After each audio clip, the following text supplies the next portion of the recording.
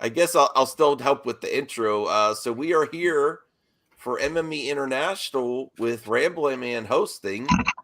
We got our good friend Anthony G, who also became a member. I appreciate that. Or Anthony Grigsby. Yeah. I really appreciate that. And Gen X Gamer, just to talk about some entertainment topics, whatever's on Ramblin's mind. And then to reach out to the international community because we love you guys and gals. Yeah. We haven't really had an international gal on yet, but No. so I'll give the hosting duties to Ramblin, and I'll be right back. Okay, thanks, Max. Going at your lunch. First things first, just to introduce ourselves. You met me last week, Ramblin Man. Let's go to Gen X. Just talk a little bit about yourself. What are you currently up to? All right, guys. I just have a channel. I talk about investments in the video game space, entertainment, anything that has to do with video games and entertainment, stuff that we like, that maybe that with our knowledge, we can make money from the things that we already buy, trying to keep people up to date on what's going on in the market. So how much is your last one? You went from nothing, didn't you? You sold a load of games. Was it duplicate games you had? So I started. I just sold stuff that I had around the house to start a portfolio, right? Yeah. And just to show people what kind of stocks you could purchase within the video game space, right? And as the portfolio got bigger, I started buying things that people that play video games use, like entertainment. Like we bought AMC stock, we bought GameStop stock, we bought a weed stock recently. Yeah. A lot of the gamers out there partake of the weed.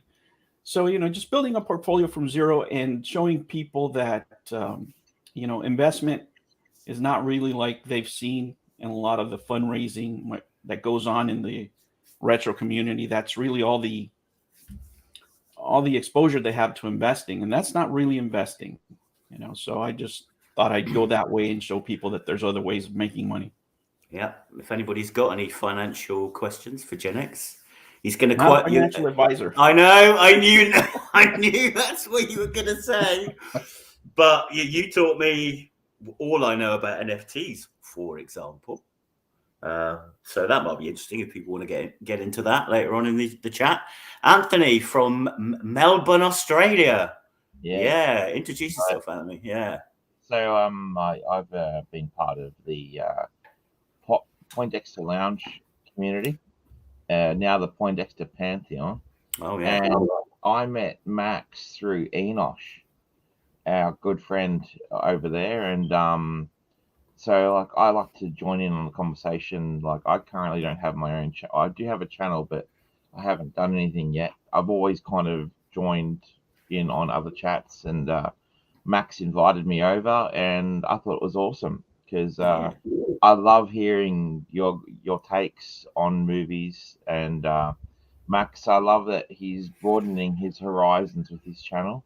So yeah, like I'm here for the fun, guys, and I love film. I love supporting film community, and so I'm here for all the fun. Great.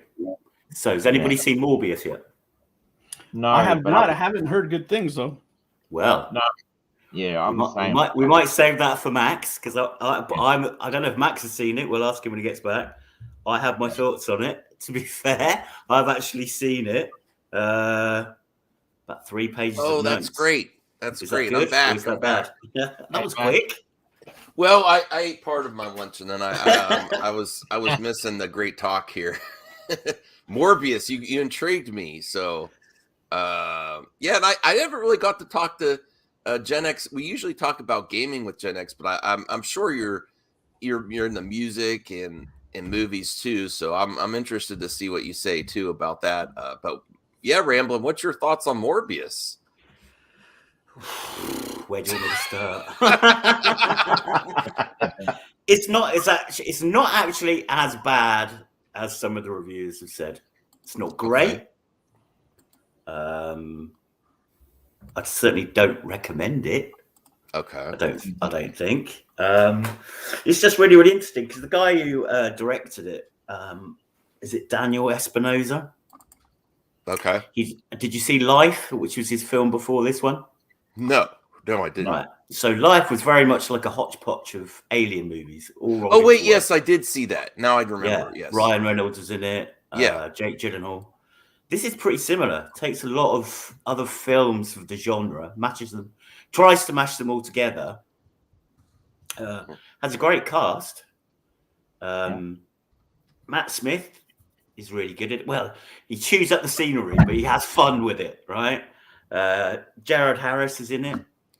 And it's just a mishmash. I don't know what else to really call it. The character from the comic book, I think you'd be quite disappointed when you go and see it. For me, it was all about the internal conflict of Morbius in the comics, and that doesn't really happen in the movie at all. His Morbius character seems to get split between the Matt Smith character and the Jared Leto character, so you don't have that internal conflict. And I just felt it was just, as I said last week, I was just hoping it wasn't a real setup for other things, and that's what it felt like it was. Mm-hmm. Sorry, Sandro. I was just going to ask you: did it feel like they'd been cutting heaps of stuff out of it because of the scheduling? Like, because obviously we do know it's part of a broader vision. Like what they've been saying in different takes is that because of when it's coming out and other films have been put back or whatever, they've had to cut different things, and how the ADR isn't matching up with them talking in certain scenes because of that reason. I can't understand why it's been rushed. It's been delayed. How many times has it been delayed? Oh, well over a year. Well over a year. Yeah. I mean, even things like the soundtrack. I don't know if you've heard much of the soundtrack. No, not yet. It sounds like that. I mean, there are scenes in it where you could almost take a Batman Begins with the soundtrack and put them directly into this film. Yeah, I think this was supposed to come out before Let There Be Carnage, and and especially because when No Way Home, everything that's kind of been affected by the pandemic, all different things. We don't talk about the pandemic around here, not with Max involved. Oh that's sorry, that's the unspoken word. Because everything's been kind of affected by all these different things, and so I was listening to William Powell, one of the guys off the Poindexter Lounge, his take after he saw it, and he said you could tell they've had to do quick edits to remove certain things because of where it's placed in the timeline of releases, because of other stuff's been put off or other stuff's come out already. Yeah, and that's what it felt like. Just felt like a connecting tunnel between films. It didn't feel like a film. So it didn't feel like a Marvel movie particularly to me, and it didn't feel like a vampire movie. So I would have hoped it would have been one of the two. I mean, if you compare it to, I don't know, a vampire movie like Near Dark, which is an absolute classic film if you've ever seen that. There's one for you, Gen X, if you've never seen Near Dark. It's got a real 80s soundtrack. You'd love it. And it's a perfect vampire movie. But it hawks on that. It tries to capitalize on that vibe, but it's just not there. And the post-credit scenes or they're just awful. Are they saying I don't want to give it away, but people will actually leave the theater disgusted. You know what I find interesting is that Jared Leto is a good actor. He's a great actor. He's a musician, of course. Yeah. But they keep trying to put him in these superhero movies, and for whatever reason, it hasn't worked. And I remember when they were doing the Suicide Squad, I was really interested in that and watched his take on on the Joker in that movie. And however they cut that movie, something happened where it really didn't mesh. It had all the ingredients to succeed, but at the end it didn't work. And now here we have him in another superhero film, and it's not working either.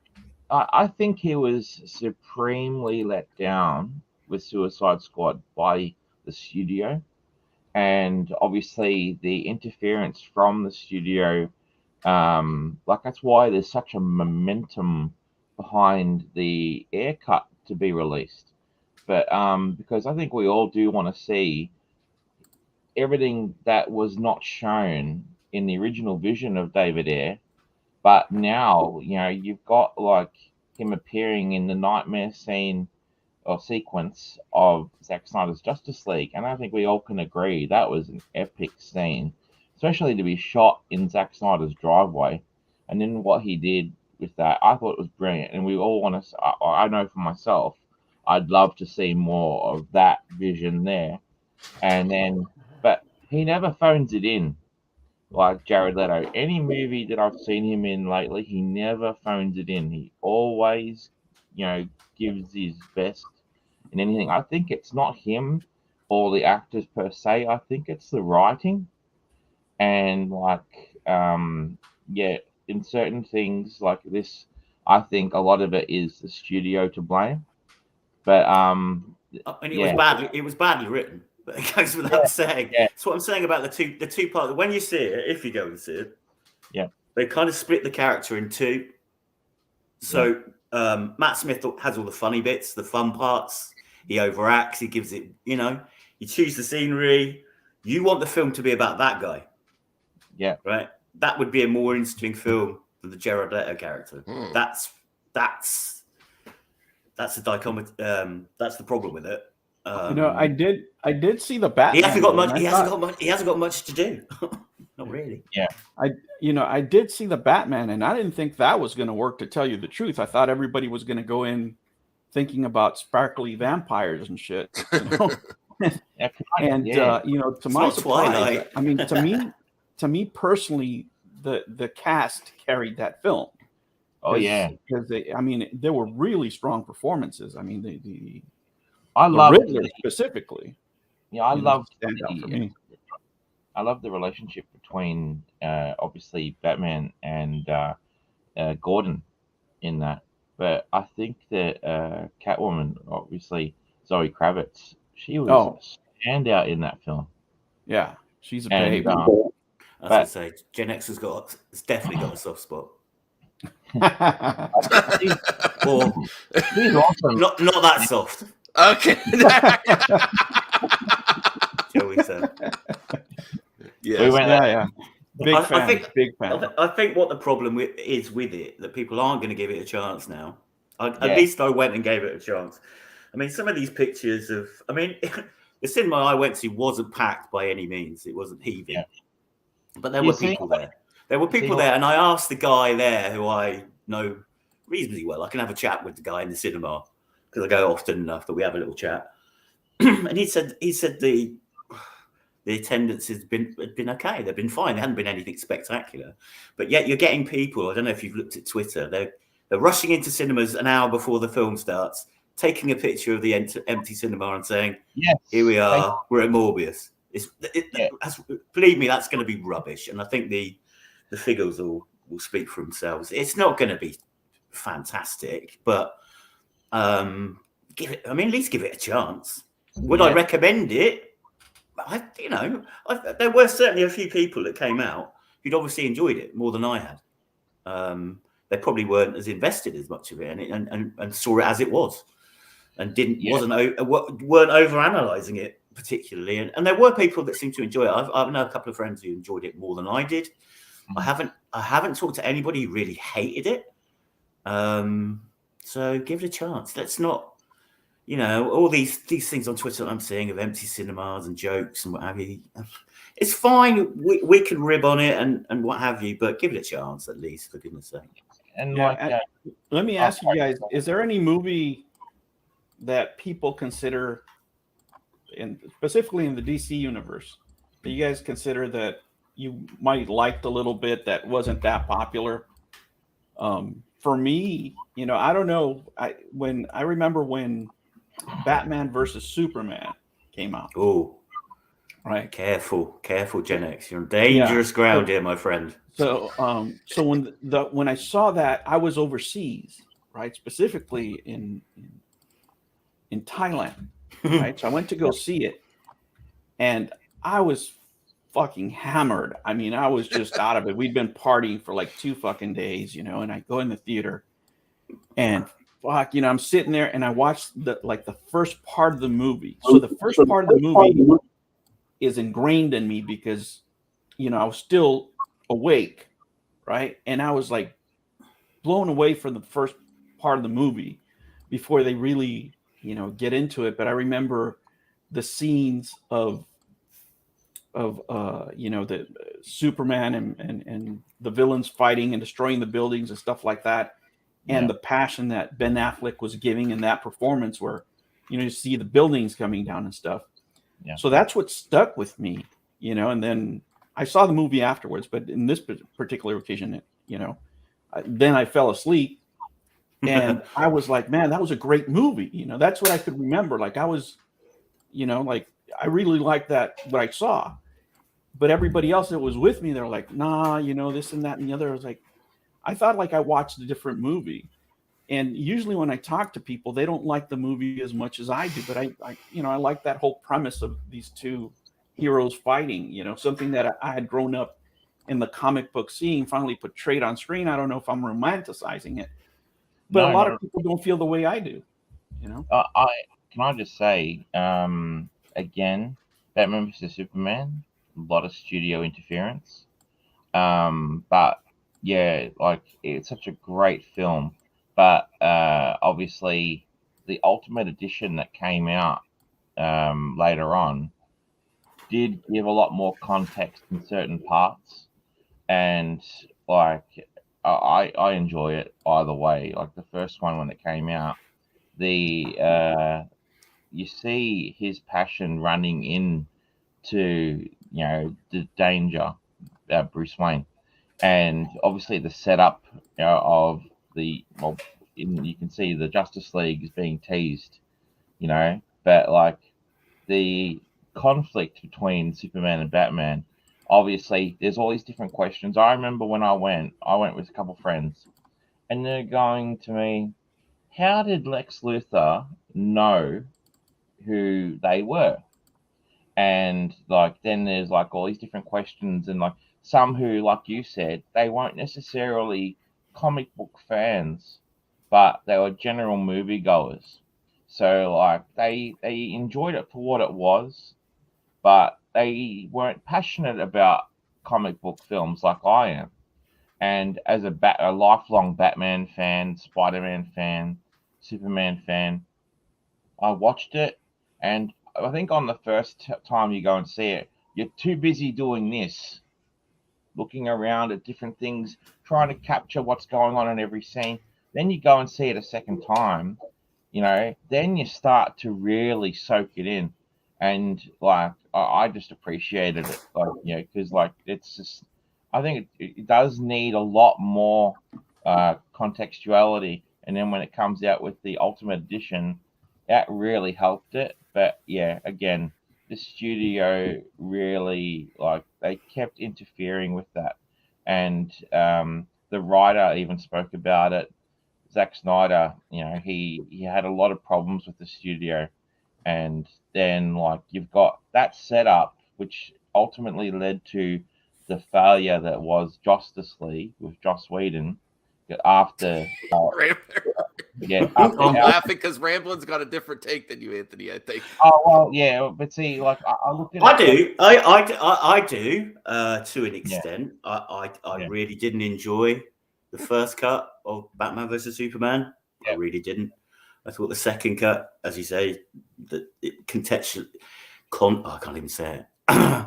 Too many cordling pear ciders, I'm afraid. Yeah. Was I blown away by it? No, not either versions. Really. No, I am Anthony. But I have lots of different. I have friends with lots of different opinions on this. Yeah, and I want to come around to that later on. You can have a sensible conversation about this without. Yeah. I can disagree I'm And not. I want to touch on that point later about other fandoms and what's been going on in the world Yeah. at the moment. I know there's a lot of conflict around it. I'm just not familiar with it. Oh boy. And I've seen stuff, but I have no idea why people get. It's as strong as that the worked up, Amigo debate. Well, not It that is. strong. The Amigo's something else. I think it's at least as strong as the Amigo debate, personally. But there you go.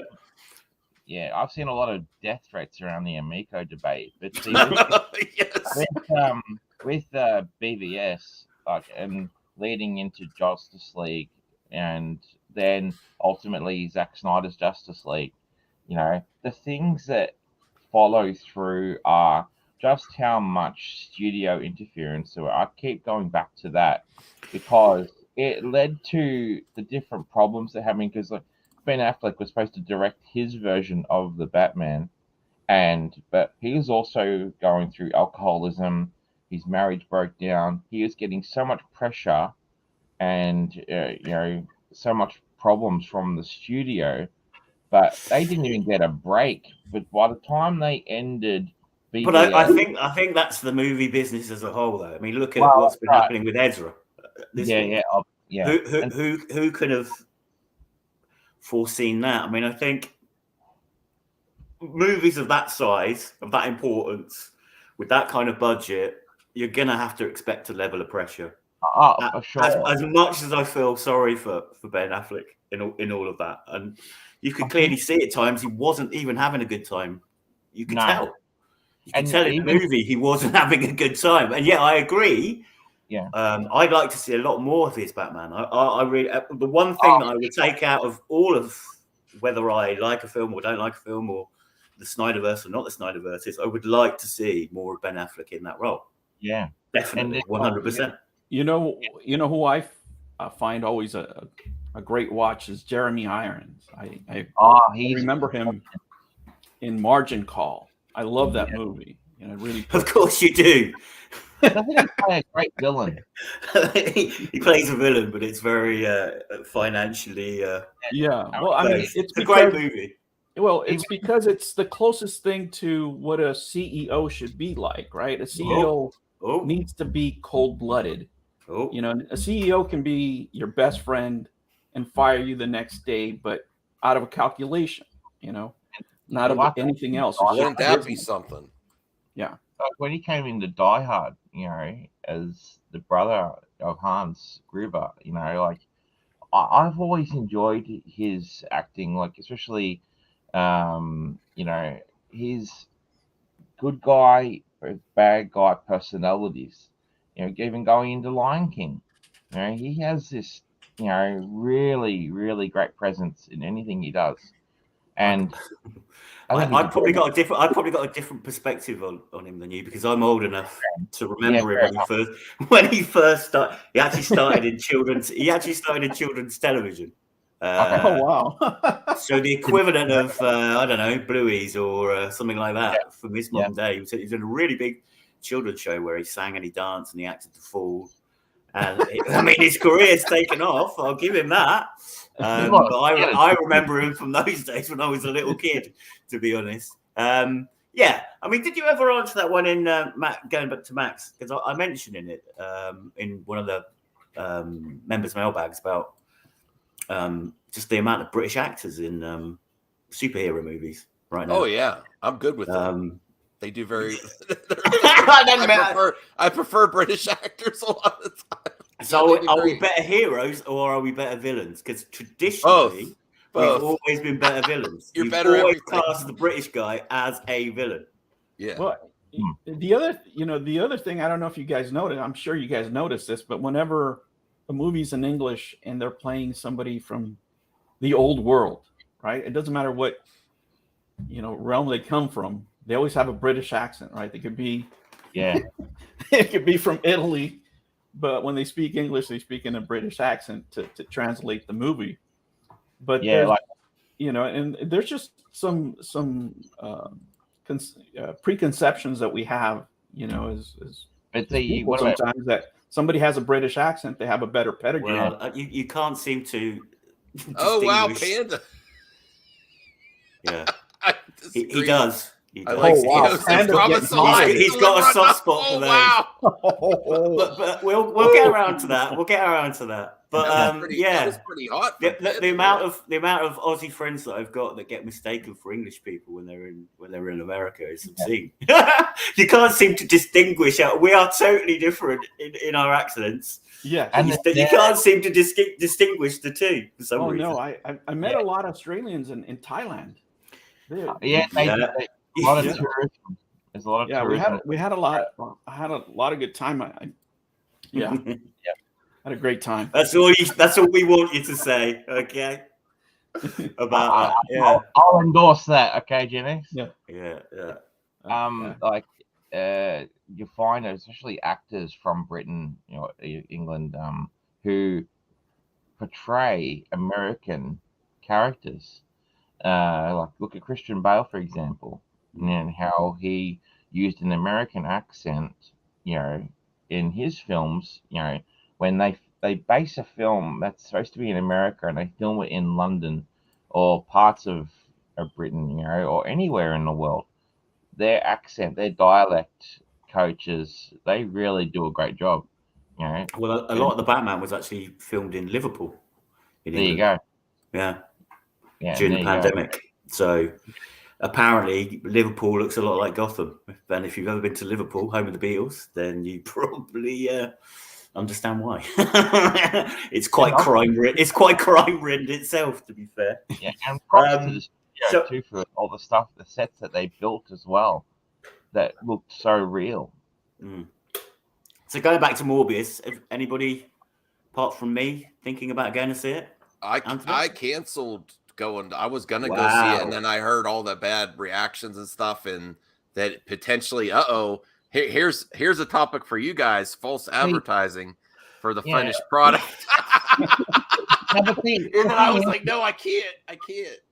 The thing is, I think that we all have to go in and observe it for ourselves and not buy in too much to what everyone else thinks. I think it's always good to have our own opinion of something, not just read what someone else thinks and then you're not actually getting to see it for yourself and have your own opinion. That's just me. Yeah, definitely. I do still think, though, going back to what I said last week, it just seems to be, and as you're saying, it's been recut and goalposts have been shifted, and we might be doing this next, or this is coming along. I think that if they're not careful, this movie can almost ruin parts of the Marvel universe because of the post-credit scenes. Again, I'm not going to go into it, but not only do they not make sense, but they kind of blow away previous movies. And like the other thing, I can't even see how that got past somebody like Kevin Feige, that they let them get away with that. Yeah, see, the thing that lets them down is they don't have enough support. There's not the support behind this film as there is, say, like with No Way Home, because you got big studio like Marvel on the back of Sony. They're working together, but with Sony just releasing Morbius, right? It's severely let down by advertising, but also the production, and its sequencing going out, especially with how they've had to chop and change, edit things out, and then the release times. It's severely let down. Well, all I will say is it sets the scene nicely in a way where you feel it's a stretch. But they've set up the Sinister Six, which I knew they would. And of course, it kind of sets up Blade, because obviously their backstories are interlinked. And I would have loved it. There's an alternative ending to the original Blade where you just get a glimpse of Morbius right at the end. I don't know if anybody's seen the alternative cut when they get out and they're on the top of the roof. And they're having a little conversation, and he turns around and he just sees Morbius, and the sword comes out, and you think, "Wow, here we go! Blade 2 is going to be amazing. It's going to be Morbius. They're going to be, fighting to the death, etc., etc." But kind of without Spider-Man, Morbius didn't really work for me. But give it a go. I'd say it was a 5.5 or 6. I mean, it's not like a blockbuster Saturday night, but if you've got time on your hands, and I don't know if you guys in the States or in Australia talked about AMC. I don't know if they have an unlimited card that you've got that you can use. Yeah, it could be too that people are getting burned out of superhero movies. I mean, there's so many coming out, and not, the quality is not all the same. I mean, when it comes to definitely if you're not Avengers, for example, Guardians of the Galaxy, like you expect certain things, and when you go in there and you don't see what you're expecting to see, then it lets you down. And then, even when you look at what's being spent, where the money's going, you can see what the studios are doing. But if you miss on it, then you lose money. Yeah, I think the point that I heard too, Gen X, was that the original trailer for Morbius, apparently most of what's in that trailer isn't in the film. It's not, no. Yeah, because a lot of it, they had 90% of it's not there. Just like trailers. They had to edit a lot out because of when it's being released. And the universe that's being set up, I mean, they're going, oh, this will be good in Andrew Garfield's universe. Well, this will be good in this version. And then because it's in the same universe as Venom, they're trying to do so much, but a 2-hour runtime, or is it an hour and 45 minutes? The pacing is good. I'll give it that. Yeah. I think 90 something minutes, and it's just under an hour and 40, I think. A common thought is that with Sony, they rush things. I mean, like you go back to Amazing Spider-Man 2. And while that's what a lot of people are comparing it to, that very thing. And I've been hearing that too. And it's just like, I myself love that film. And like, they were going to do number 3, and then that fell apart because of the management of Sony. And then like you look at how they ended up going and rebooting the whole series anyway with Tom Holland.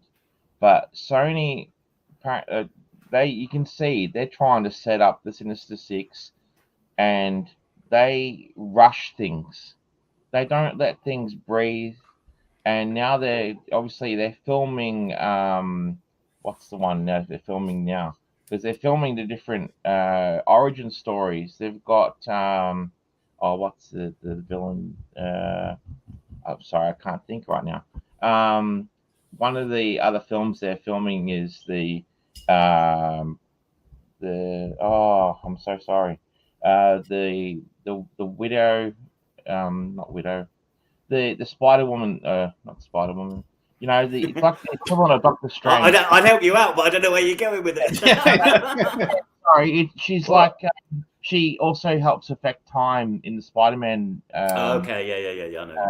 I forget the name of the character, but she's also able to affect time in the Spider Universe, and it's being filmed now. And Dakota Johnson's in the film, and Madam Web or something. Madam Web, forgive me, guys. I didn't know who it was either. I honestly can't see how that will connect to Morbius. But see, they're trying to do so much in such a convoluted way. Like, they're not letting anything breathe.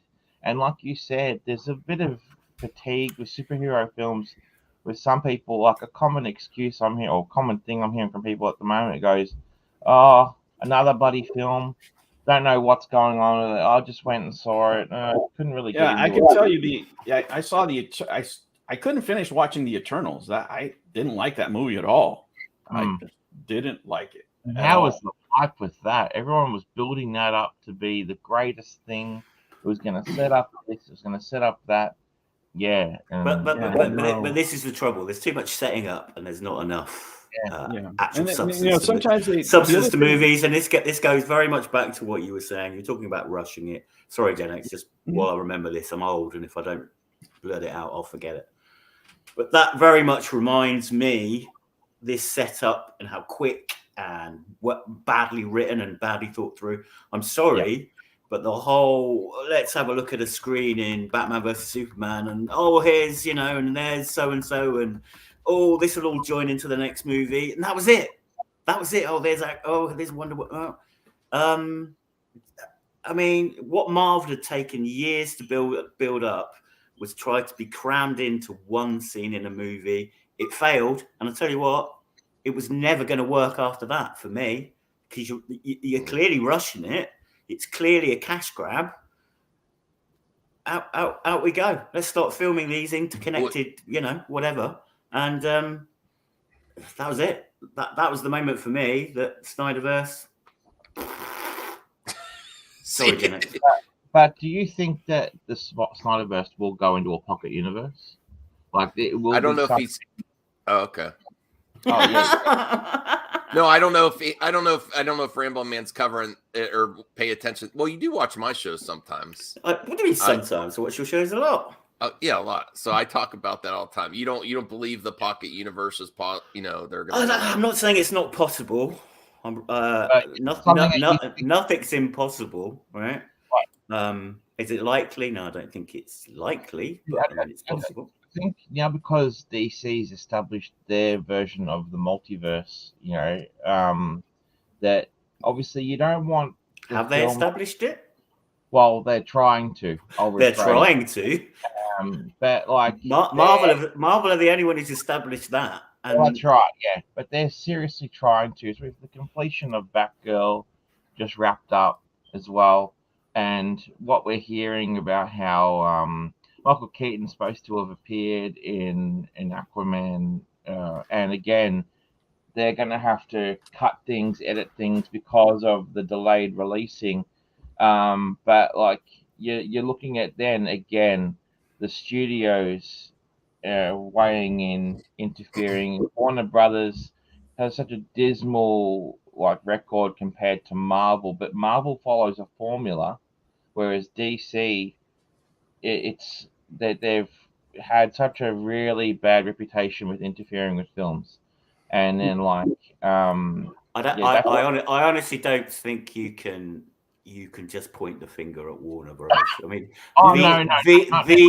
the biggest, and I can see there's side chats going on about scams at the moment. I mean, when the Brandon's ready to talk about it, I could talk about it. We're going to talk about it in a minute, but I see all this stuff about Warner Brothers this, Warner Brothers that. We tend to forget that probably the worst comic book adaptation in modern times was a Fox product, right? And that was Fantastic Four.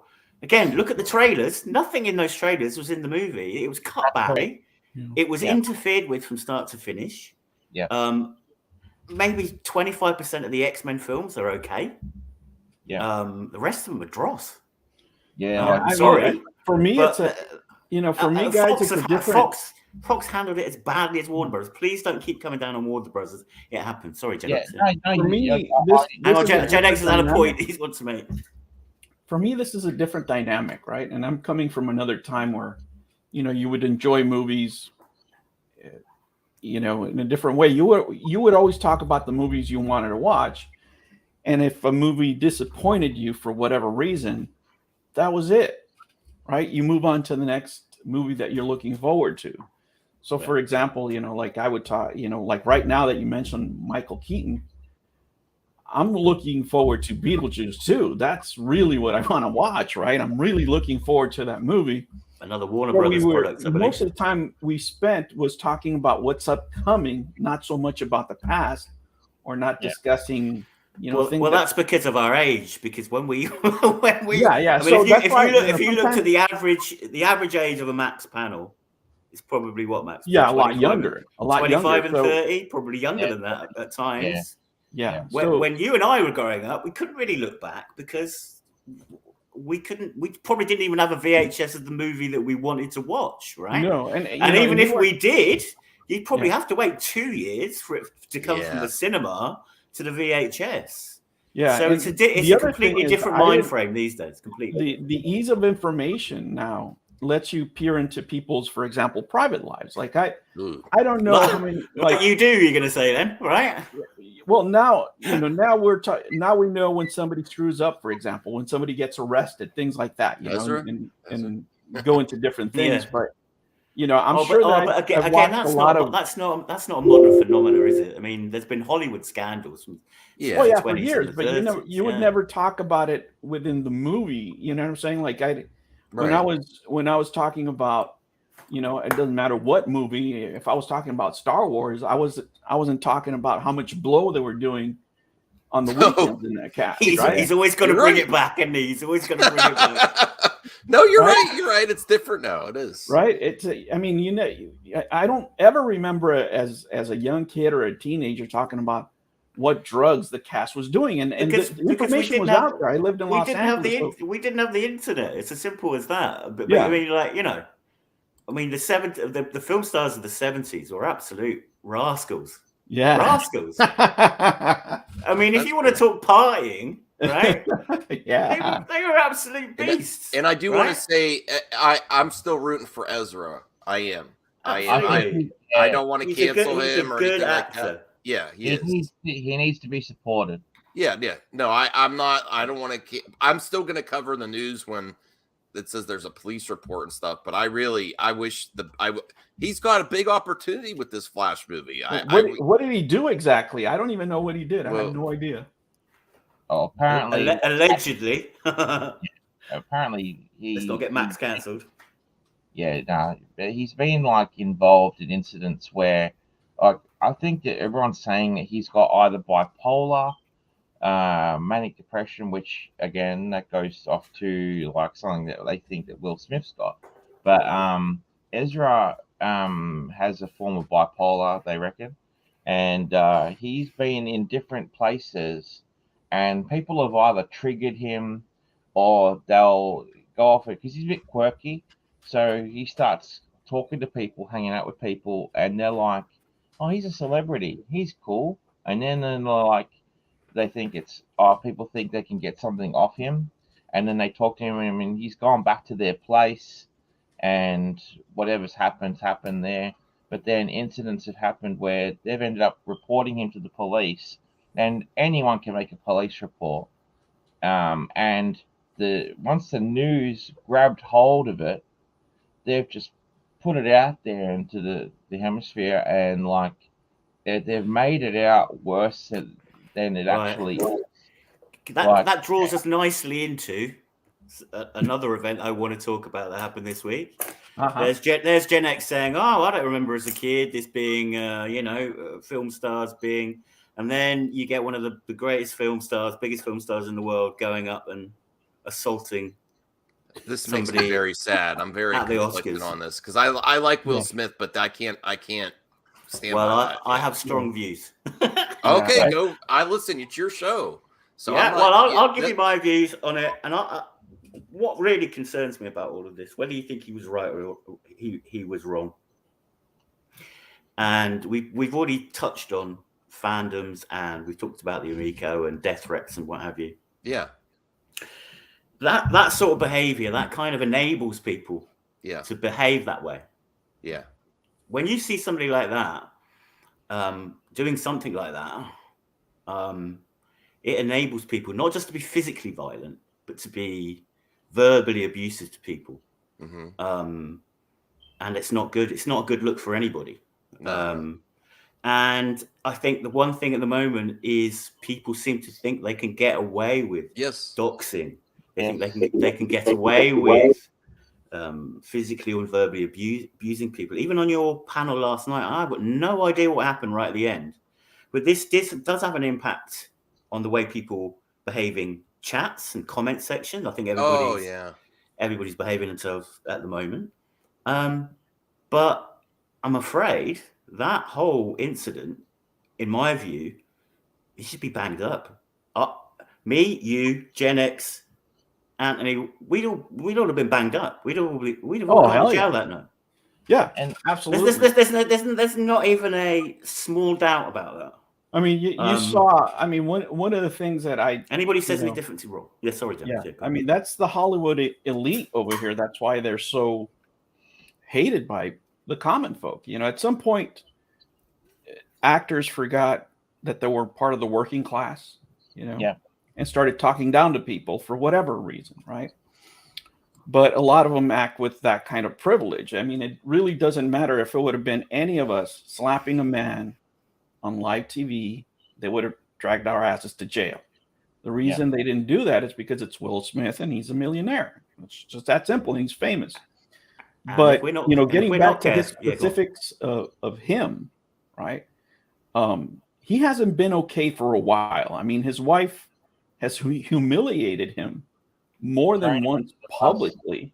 You know, many of the Hollywood people and people in general, you know, a man that, you know, has done a lot of great work. Of course, he's done a couple of bad movies, but regardless of his work, people refer to him as a cuck publicly, humiliating him, right? And all because of, you know, what has happened. And I'm not too familiar, but I could just tell you what I see in front of my screen all the time, fair or unfairly. And to me, he had a breakdown.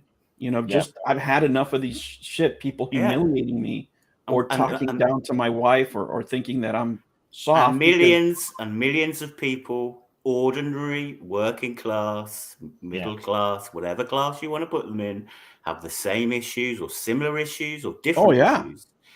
And the police are not going to sit you down and give you a hot water bottle and a glass of scotch and go, are you feeling all right? You know, you just slapped a man in the face. Are you okay? Yeah. Are you okay? They're not going to do that. Specifically, you know, for comedians. Well, here's the thing. I mean, I think Saggy was in and she's gone out, but I actually was DMing Saggy after it happened because I know she responded it pretty much live. I think you did as well, Max, didn't you? You were live when it happened. I wasn't sure what was going on, and I didn't know. I was really concerned it was something more crazy. Yeah. I did watch the feed from the Oscars. Like, oh my god, what's going on? I don't even want to say what I was thinking because I don't want to put that out in the world. I was like, oh my god. But I did watch. I said to her that I'm a very big boxing fan, huge boxing fan, and there are actually dedicated boxing channels, believe it or not, dedicating hour-long live streams to the slap, the punch, or whatever you want to call it. And you know, these are grown-ass men who go into a ring and box. Yeah. And they were saying, you know, that's just a pussy move. Sorry, excuse my French. Yeah. Right. Yeah, you're right. The guy's 6'2" or 3. And if you ever watch footage of him, he was Ali. He was Muhammad Ali. And boy, he looked the part. He trained the part. He got up on stage and he went up to some guy. This is the Oscars. There was somebody on my Twitter went, in the streets, you're always taught to put your hands up. They weren't in the streets. They were in the Oscars. Yeah. Who the hell would have thought he'd got up on stage? I think Chris Rock thought, here comes a comedy bit for me. I think he was thinking of comedic things to say and got slapped with his hands down. With his hands down. Chris Rock is a better man than me because I would have lost my shit right then and there. Yeah. And they would have taken me to jail. You know what I'm saying? But the one thing that he guaranteed himself is that he's going to be back at the Oscars. You know, I mean, he really played it smart because, you know, and he took it like a champ, Gen X. He took it like a champ. He didn't give anything back, which, again, like you just said, it could have been a disaster because if he had hit him back, that could have been really, really bad. And then apparently, when they hit the commercials, you got actors like Denzel Washington and that going off and comforting Will. Yeah, I mean, what the hell was that about? And then he gets a standing ovation? Yeah, and then like he was allowed to go off and party into the night. And the excuses we're getting from the Academy about, you know, we couldn't do anything while, you know, the ceremony was still in place. But then apparently there's talk about things that happened backstage and they made up. And then there was no accountability had, you know, during that. And then afterwards, again, Will's gone off into the night, partied, danced. He puts a post up the next morning with Jada and says, "We choose chaos." And then, like, later on comes out with that apology because he had to know how bad that looked. No matter what context, you know, he had to have known in himself how bad this looked. And all the memes that came out, I mean, I think that he really needs help because, like, there's talk that he has manic depression. But also, like you touched on, I mean, sometimes, you know, the other thing is I'm tired of every time somebody's an asshole, they have some sort of fucking mental issue. Yes, you can just be a fucking prick, right? Yeah. You can just be a dick. You can just be a douchebag. Those words exist for a reason. Not everybody that's an asshole has a mental issue. That's a fucking excuse. Yeah, a lot of people do really shitty things, and then they put, mental issues, health issues, or whatever. I mean, if mental. I don't want to. Mental health. I am bipolar. I mean, I've said that on. There's no. This is not a secret, Max. I'm not coming out. I've said it on my own videos, and I've said I've got to work really, really hard to keep certain things in check. Emotions in check. For me, this is quite hard because on here I'm the Ramblin man. In real life, I'm somebody else. I have 2 Twitter accounts. It's difficult. It's hard, but you work at it. You seek help. You get self-help. Okay, that can all be done. But when you get in that police, when you go up and slap a man like that, right? There is no excuse. I'm sorry. Yeah, and I couldn't give that. I couldn't give that as an excuse if I went and did that. I couldn't. No, the normal person, like you guys have been saying, if someone did that, it could go so badly. Police, if they're there, or even security, they will drag your ass out. I think whatever concerns me is not what happened on that stage. No, particularly. It's the follow up. We've all been talking about a man hitting another man over words. Yeah, I think the best thing I heard this week was Ricky Gervais. I heard his comment. Yeah, and he said I wouldn't have made a joke about her hair. I'd have made a joke about her. I'd have made a joke about her shagging other men. Her entanglements. I mean, that's what he would have done. What the hell would have happened there? Yeah. What the hell? Yeah. And he's been roasting people on the Golden Globes 6 years, and I tell you what, he goes a lot harder than Chris Rock. Oh hell yeah! Well, yeah. And he dodged a bullet with that one. Yeah, but the thing about it is, people are going, "Oh, well, it's the Academy's fault. They put a comedian like that on, and all jokes have got to be vetted." Yeah. He's a comedian. He riffs. I mean, everything he judges the audience. He riffs, and that's what happened. But look, everything that happens to them is magnified. Exactly. Mental health is a serious issue, right, to be dealt with, right? But these guys, a lot of times, they use it as an excuse. Alopecia, losing of the hair, is not a terminal condition, right? Of all the things, I mean, of all the illnesses you could have, if that's the one that God gave you, you should be thankful, Yeah. It's not serious, but, you should have been making fun of people, but is it worth assaulting a man over that?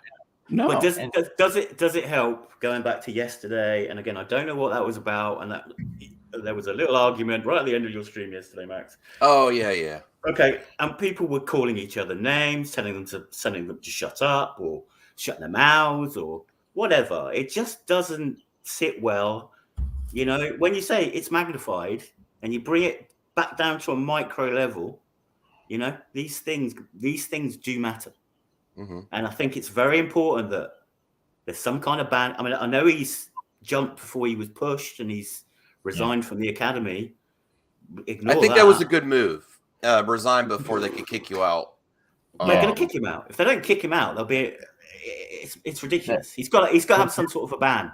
Well, his brand is ruined forever. I mean, he'll get work. I'm not sure. I'm not sure about that. I think he will get work. That's really sad, though. No matter what, from now on till the end of time, when people mention his Oscar win, they're going to go, "Oh, did you see what happened then?" They should make G.I. Jane too. But the other thing is, and this also goes back to fandom and people forcing their will onto other people, and that's what it is. That nobody is having a debate. I don't think people know what a debate is. It's saying something, putting your point of view across, listening to somebody else, following that through. You don't tell somebody to shut their face because you don't agree with them. That's not debate. Yeah, that's getting emotional. Yeah, you take the emotion out of it. We're talking about a film. We're talking about a console. We're talking about a comic book. Well, there shouldn't be a level of emotion in it. There's some really bad movies that I love, right? There could be bad movies that you. There are some really bad consoles that you love. Yeah. some really shitty console, like a wood grain type console. We are bringing it. We're gonna get there in a minute, right? We're gonna get right, there. but it's because the attachments you have to certain things, right? Like I have that attachment to wood grain, and I know that console isn't for everybody, right? But many people can't see that, and you know, because I say that openly, and I believe that to be true. This console is for the old man cringe community. It shouldn't be for anybody else. Of course they can buy it if they want to. It's not a problem, but it can never be a worldwide success, because it's clearly marketed and made for a specific sector. Now, can other people enjoy it? Yes, but are you going to sell 25 million consoles? Absolutely the hell not. No, you're wrong, because there's a certain British commentator who said that 25 million is exactly how many Amicos are going to be sold. It's a true story. I'm not going to say his name. Who the hell said that? I think people love what they love. There's Tastic. Oh, dear Lord. Oh, right. Really? 25 minutes. He did, yeah. Live on one of his live streams. It's been clipped. But before we go into it, this is fun, because Gen X said, I don't really want to talk about it. Here we are, right? But I just want to address again, you might not be aware. I think you are aware of it a little bit, because you tried to get dragged into it a little bit, Max, earlier on this week, I think, right? And there is a lot of controversy around pro and anti and infighting between, you know, certain sides. I know Gen X is not aware of it. We're both wearing, show it. Okay. We're both wearing our Tommy and the Miko shirt, okay? Which is Tommy and Miko, for example. And it's just getting out of hand. It's getting he's got great music. It's getting he writes great music. It's getting really, really out of hand. We've got people going around making registers up of people they don't like because they associate with people they don't like, or doxers, or if you appear in their comment sections. Well, here's how I handle it. I don't really. You just ignore it. No, I don't ignore it. I don't address it much on live streams, because then then it brings attention to it, and it creates a bigger problem, in my opinion. Like if I start talking about, now I'm fine with people doing whatever they want on their channel. This is how I handle it. Like the situation also with Smash JT. I don't want to talk about that, because there was also things mentioned about his family. I don't want to bring more attention to it, because even though people might say, oh, that's horrible, then they start researching it and giving views to these horrible people that are making content on that or included in that. So it's kind of like the Streisand effect. You know, that's horrible. We should denounce that. And then people might go research it, and, you know, then it brings more attention and more eyes on it. So that's kind of how I handle when it's that volatile, when it's that, like, I don't mind addressing controversies, but when it's like that, it's like, what you do is try and bring people into the conversation. Okay. Yeah. You brought me and Gen X into the conversation previously. I didn't even know about the Amico until I started. You're doing well. But we've now got people right now. Don't research. Yeah, Australia's is far enough away. But we've now got people saying you can't talk to X because they talk to Y. That's just ridiculous. Yeah, guilt by association is just ridiculous. Oh, I've dealt with that a lot on the internet. People have got free will. People have got free minds.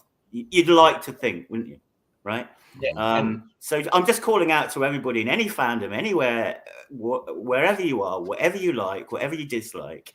Please do not enforce your will like that onto other people. This is not I'd rather talk about. It's not McCarthyism in the '60s where we're going for communists. We're talking about people who like the Amico, or who might like the DC universe or the Snyderverse. It's not isolated. It's in television or DC. It's I know it. That's what I'm saying. And that's why the whole thing, you know, is a bigger issue. If you don't have two sides of whatever issue, is not as fun. I can tell you that talking about the Intellivision Amico is not as fun without all the people that used to be there before with an opposing view. You know, if you could keep it reasonably calm, then that would be okay. But you can't. So let's get around to Max here, because Max made a revelation last night, didn't you, Max? I did. Listen, I don't know if you're aware of this, Gen X, but he's actually cancelled one of his pre-orders. By default, I watched it. Yeah.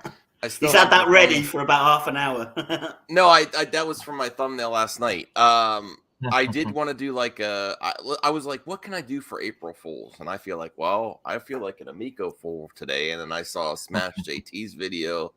And I just was like, I can't justify updating my credit card because it was the GameStop and they started charging cards.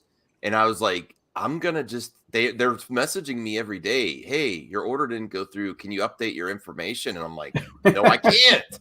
So this pre-order that I've held for years that I really wanted, I'm gonna let it go. And I thought I paid for it in full before, but I didn't realize they don't charge your card until they're actually ready to ship. Well, it depends. Yeah. In England, at retailers, you have I'll to pay give for it up front. I'll give you a preview of what I'm talking about on today's video. Mm-hmm. You know, April Fools, believe it or not, and March 31st in particular, is a very important day. There's a reason why that date was there. March 31st is usually the end of a lot of fiscal years for companies, right? So, and I'm not saying this is going to happen. This is not financial advice, but this is things that have happened throughout the years, right? And that I've been a part of, right? I would get emails like on March 31st at 4:50, right? Just before we leave work saying, hey, Mr. Gen X Gamer, I know we've been dealing, in business so many years, but tomorrow we're going to be a brand new company. We're going to be, not company X, we're going to be company Y. So a lot of companies cut off that date and restart anew starting on April 1st, right? And a lot of filings will come after that. Now, when it comes to this company, as much as I love the wood grain and the consoles or, whatever retro feelings I might have, business-wise, the only smart thing for this company to do is to sell everything and start over or just bankrupt the whole thing. I mean, you're so much in the hole unless somebody's going to, buy it outright and buy the debt. But that's why you're giving them way too much credit, Gen X. There was no way that was going to happen on the 31st, and they suddenly reemerged like a phoenix. It was the perfect opportunity to do it, but they weren't ever going to do that. You're giving them too much credit for that. Well, I mean, you can believe it or not, you can buy some assets rather cheaply if you're on the other side, right? So if you're buying something from somebody that's desperate, that would be the perfect time to do it. But it can decay. You can keep some assets. The new corporation, LLC, whatever, just buys whatever's worth anything and moves forward. It's the company's responsibility to update their partners, retail partners, to info of when it's going to be released, and just letting it slide. Well, they didn't ask or whatever. That's bad. It's bad. Okay. So this is my take on that particular bit, because I got into a couple of arguments yesterday about it. Okay. Well, not arguments, discussions. Okay. So we had people on either side saying it's 100% Intellivision's fault. And we had other people on the other side saying, no, it's 100% GameStop's fault. There was no nuance. And nuance is not a thing in fandoms. Nuance is not a thing.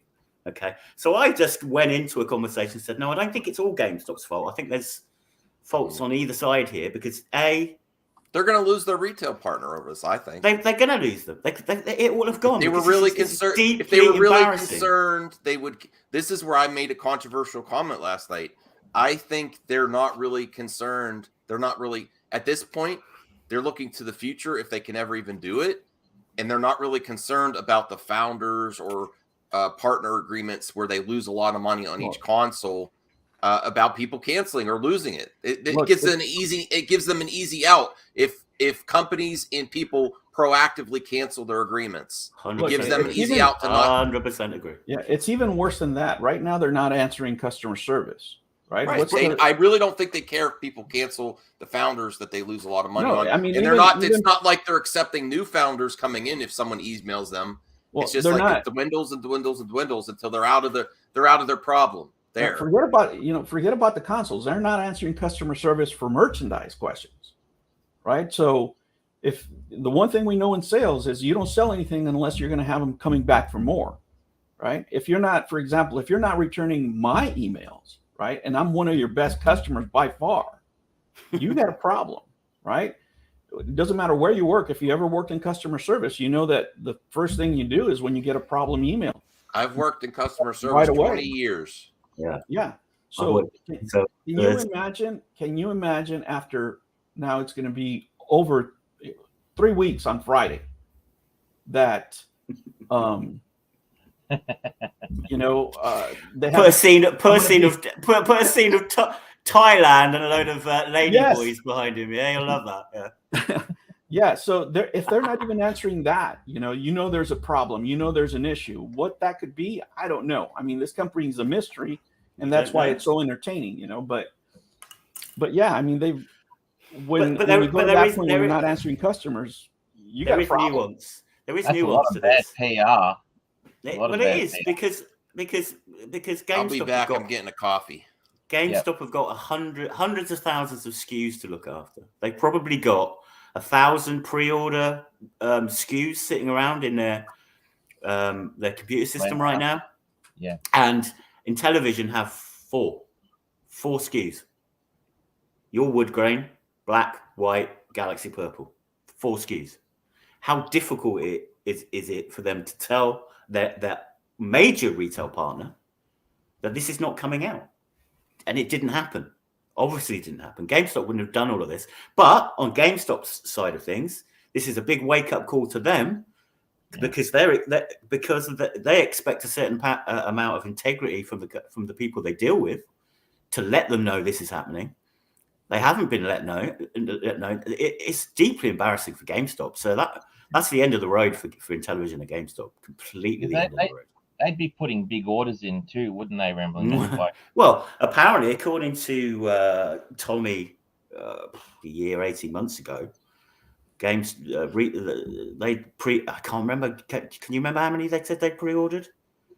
And they included the retail purchase orders within the pre-orders. It was something like 250,000 or something like that. And everybody thought, wow, they've got 250,000 pre-orders. No, they had about 11,000 pre-orders, and the rest of them were purchase orders from retailers. Purchase orders can be cancelled right at the last minute with any retailer. Oh yeah, they're not orders.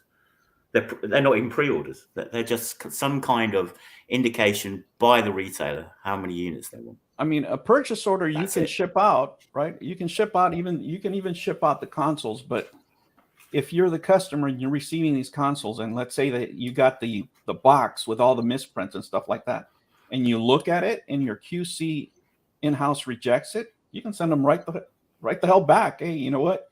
This is not the quality that you promised on this purchase order, so reject it. You got to take these back, and there goes the company. It would take a podcast 6-7 times longer than this to discuss every single point about the Amico. It really would, wouldn't it? Yeah. I mean, it's just safe to say that whole video was, again, I had an argument with somebody or a discussion with somebody yesterday, and it was like, they just go around in circles with it. And there's a well-known Wednesday night podcast where they spend maybe an hour talking about games that could be coming out for the system. This week was, wouldn't it be great to see some Dreamcast games on the Amico? I mean, have you looked at the numbers? Yeah. It's delusional. It's delusional. I mean, and the fact of the matter is, the reason I got into this whole deal in the first place was the reveal video showed hundreds of games. The whole of Magic range, E-King will get triggered when I say a Magic.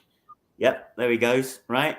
And listed the games that were coming out, right? Never to be seen again. Some of them, as we know now, never had contracts signed for them. Toe Jam and Earl never had a contract. So why are we having a podcast where we're talking about Dreamcast games and this game and that game? And not one of them is focusing on, well, actually, that's been announced. Where the hell's that game? Well, what are we doing? This is the tragedy of things, right? I mean, I don't think anybody went into this thinking we're going to do X, Y, or Z action, right? But if you have a podcast and you're an investor, you have to put that disclaimer on there, right? So when I talk to you, for example, if I speak about Nintendo, I have to tell you that I am a Nintendo stockholder, right? And anything that I say, you have to take with a grain of salt, because I can benefit from whatever view I have, right? If I'm telling you that the Nintendo's the best console in the world, and there's a you conflict as a viewer need to know that. Yeah, conflict of interest. Yes, absolutely, and it's it just. But again, those things stick with you, unfortunately. On said, this is how far we've come, right? So this was all built upon the dream of the Amico, the controller, family friendly, no DLC, etc., etc., etc. Now we're talking about games going on mobile phones. We're talking about them having DLC. We're talking about potential having third-party controllers being used if this thing comes out. Where has this dream gone? We're now going, well, we need to get something out. I don't know what Max is up to. We need to get something. Hey, we need to get something out. So let's just put out what we can put out. The dream for these guys has gone. They're even talking like the dream is gone. Yeah. Well, I mean, the business plan was bad to start with. They should have started out with those things, with putting games everywhere and stuff like that. When people ask me, immaterial though, that was their dream. That's how it was sold in. Whether you or I like that, we got into it for a certain reason. I had to get my. This was sent to me by Tommy. This was my prize, and I asked for it. I asked for shirts. I asked for a shirt and a hoodie, and he sent me. This is my favorite coffee mug. Yeah, I mean, look, when people ask me, and I'll tell you this again, when people ask me, did this start as a scam? And I tell them no, even though, I do this other financial stuff. And the reason is, this is the worst fucking way to do a scam. And it's not enough money. It's just utter fucking incompetence and just craziness, man, because it's just not enough money. I mean, everybody that's involved with this thing. Their reputation. Hey, how you doing? Their reputation is shot. Right? None of these people are going to work on, and on anything major without people voicing their hands. Number one. Number two, all you could raise was 17. I appreciate the apology. Million? 17 million? And you're talking about people that are already millionaires. So that's not even enough money. If you would have made 100 or 200 million, yeah. Honestly, I think they were always looking for. There was a fan base here, the old man cringe community, like Gen X likes to say, and they were always like, "Oh, we're going to be towards the future." They're always looking for the future without really trying to fulfill what's in the present. They're still, I don't think they're even concerned about fulfilling the first people's pre-orders, the founders. No, they're not. They're just worried about making mass production. And if they do, I honestly think if it does come out, lots of people are already going to be canceling everything. They're going to cancel the retail partnerships. They'll reemerge Skeleton Crew to put out a product on their own, sell directly to consumer. And then most of the agreements with retailers were making, like GameStop had a good, from what Tommy said, they had a good percentage of those sales. If that actually came to fruition, but Max, they weren't. While you were away, we had that discussion, right? He was quoting massive numbers about pre-orders, right? Yeah. I don't think it ever had more than 11,500 pre-orders. The rest were based on purchase orders. Purchase orders are not pre-orders. Okay, that's fair. Purchase orders can be cancelled at the last minute. They can be increased. They can be decreased. And they can be let go of altogether, right? Yeah. That was disingenuous, to say the least. Before you even got going, that was. You know what? I mean, let me say this, and this is, and I'll say this to Max because you spoke to him. You have to remember when he spoke to you and he was talking about the console, he was at work. Unfortunately, as nice as he might have been to you or anybody else, whenever he was speaking to people about the console, he was marketing because he was a CEO. That's his job, right? You could be pleasant, you can be an a-hole, you can be any way you want, but that's your job is to pump up the console, right? This man went on a fundraiser, right, back in on the Fig or Republic, whatever it was, right there and says, "We're at the launch pad. We're ready to go. Yeah. You're going to get returns at the end of this year." There is no way, unless all his employees were lying to him, that he would have thought that he could get the back end done, the front end done, the bulk of the games that he was claiming by the end of that year. It's impossible. You were King left a message right in the mailbag about what. Oh yeah, we do have mailbag about the propaganda that was coming out pretty much at the time. Yeah, but I mean that's the problem again, we're giving for him. Let's not overtalk it. He lied. Yeah, the problem for him, it's on camera, right? He lied on camera on 2020, saying that this is in the launch pad, and that's why, a lot of people invested because they thought we're just going to give them this money, and later this year it's done. I appreciate you look at it differently because you look at it from an investor's point of view, and I do not want to underplay that because a lot of people have been duped. Mr. JT was duped completely. Oh yeah, if I lost 10K for my family, it doesn't really matter that he's had success. People need to remove. No, I mean, I have criticisms of Smash JT as well. I'm going to be real. I still talk to him. We're still friendly. I still wish him and his family the best. But remove that he's had recent success from GameStop stock. That doesn't really matter. Well, that's immaterial. If you take 10K of someone's immaterial, funds, and that's their family funds, he's a family man. He has kids. Right, that's serious. Smash Yeah, I really can't. Let's forget that. Let's just see what Smash says about this because I could see from lives that he was going on how frustrated he was getting. Okay, whether you think what he's done is right or wrong, or he sold people up the river or whatever, I could see he was getting annoyed and frustrated. He went on to one, and they were talking about Night Stalker, and he was in the hot tub, and he said, I don't understand what we're talking about. I've played it. Mm-hmm. I've seen it. I played a couple of levels of it. I don't understand what's going on. And then all these secrets will come out that Smash didn't know about. He was like, "Oh, I've not heard that." He was getting frustrated by the whole cabal mentality, right? But let's strip away what he's done with investors because you can't strip that away entirely because that's an important part of it. But that's up to you, Ramblin, man. You want to talk to Smash? He was lied to. I was lied to. He just got lied out $10,000. I feel sorry for the guy. At this moment, we still don't know what any of you played. You could have been playing on a PC, but we have no idea. That's not the point. He was being enticed to invest at that point. Again, I might be right, I might be wrong. He was shown something.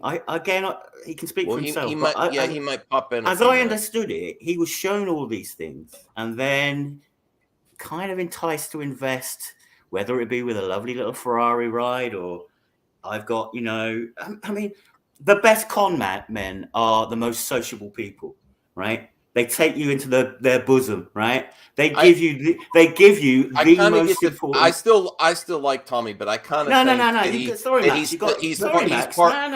got to listen to this, right? Okay. Because it's but fine. He's to the point where he keeps thinking he talks positive about something and it'll just happen if you keep being positive about it. The best con men take you into their confidence. They make you feel special.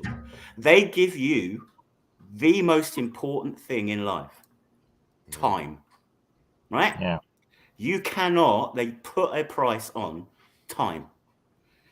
And that's what he's done with all of you guys. He's given you time. He's made you feel special. He's used you. He spat you up and he's thrown you out. That's my opinion. I might be the one person that reached out to him first. I said him at Tommy, because I've been a fan of Tommy since the 90s. Like, he inspired me to get into YouTubing, even the dude. I wanted to be more of a reviewer when I first started YouTube. Never meet your heroes. Okay, well, you're my hero, Ramblin. You've never met me. All right, Smash. He wanted to pop in for a little bit. Yeah, what's up? Smash. I had to cancel my one pre-order by default because I couldn't justify. Listen, I don't have game stock like you do. I'm living paycheck to paycheck, and I thought I'm still in it, but don't worry, I've sold most of it. I'm still in, but not by much. but the $350 going on to a new credit card is my credit because I've been paying down my debts because I'm like Gen X says, I'm a video game hoarder. But I've stopped that. I've embraced digital now, and my debt's going down. But because of that, it was an old card on file. And fortunately, now GameStop is messaging me every day. We can process your Galaxy Purple. Can you please update your card? And I was like, no, I can't. I can't do it. There's not a thought in my mind that could justify updating the card to immediately charge $350. Now, before you keep going, aren't you a little bit surprised that they haven't sent out an email to every single pre-order apologizing at this point still? The GameStop or in television? From GameStop now. Like, I'm surprised GameStop hasn't like taken the bull by the horns and been like, all right, there's a situation, because there's been a lot of people tagging them on Twitter. GameStop being like, oh, we'll DM it's like you. A drop in the bucket from all the other things. They're not. I don't think they're the guy concerned with it, honestly. Because how many pre-orders do you think there are from just everyone from GameStop total, like in the world? Like, I don't know. Over 500? Maybe, probably over 500. Think? I don't know if it's even that many. So that's why I think it's not on their radar. But right. I honestly don't. Did you? I don't know. I didn't watch your video yet, but I honestly think, and this. I still want Intellivision to succeed. I still want them to. And you've even said that, Smash GT, even though you have a lot more critics now of you. If they make it happen, you'll be happy.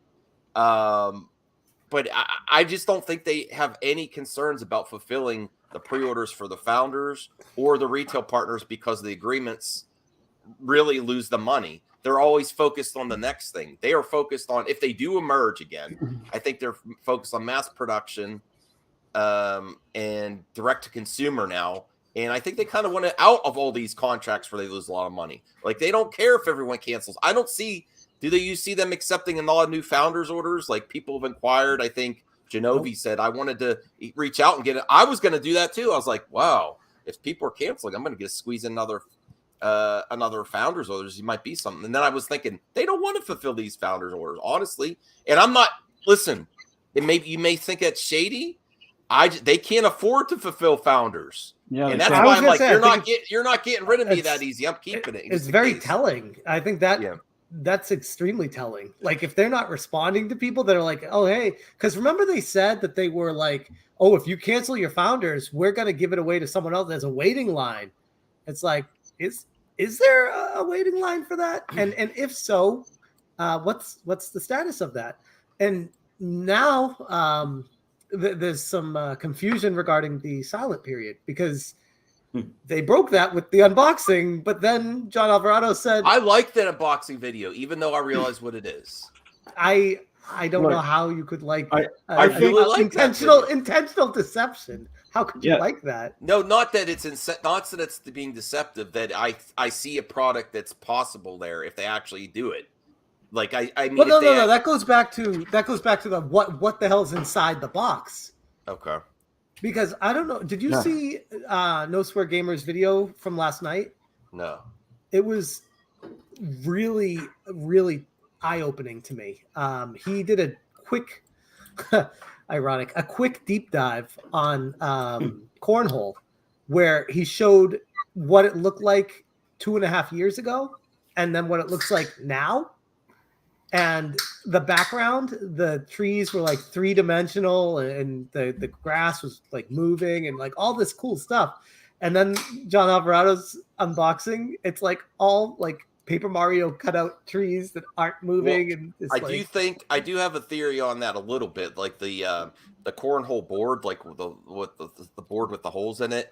I think they potentially, my guess is because of the tank thing, they went through all their games to see. There might have been used assets there too, or some of those. That's why you're going to downgrade the textures of a tree. You're going to downgrade the textures. Well, you got to think too, real quick too. The Ramblin Man makes a great point. Like, these are, as far as I know, I'm not a developer. Well, at least not for gaming.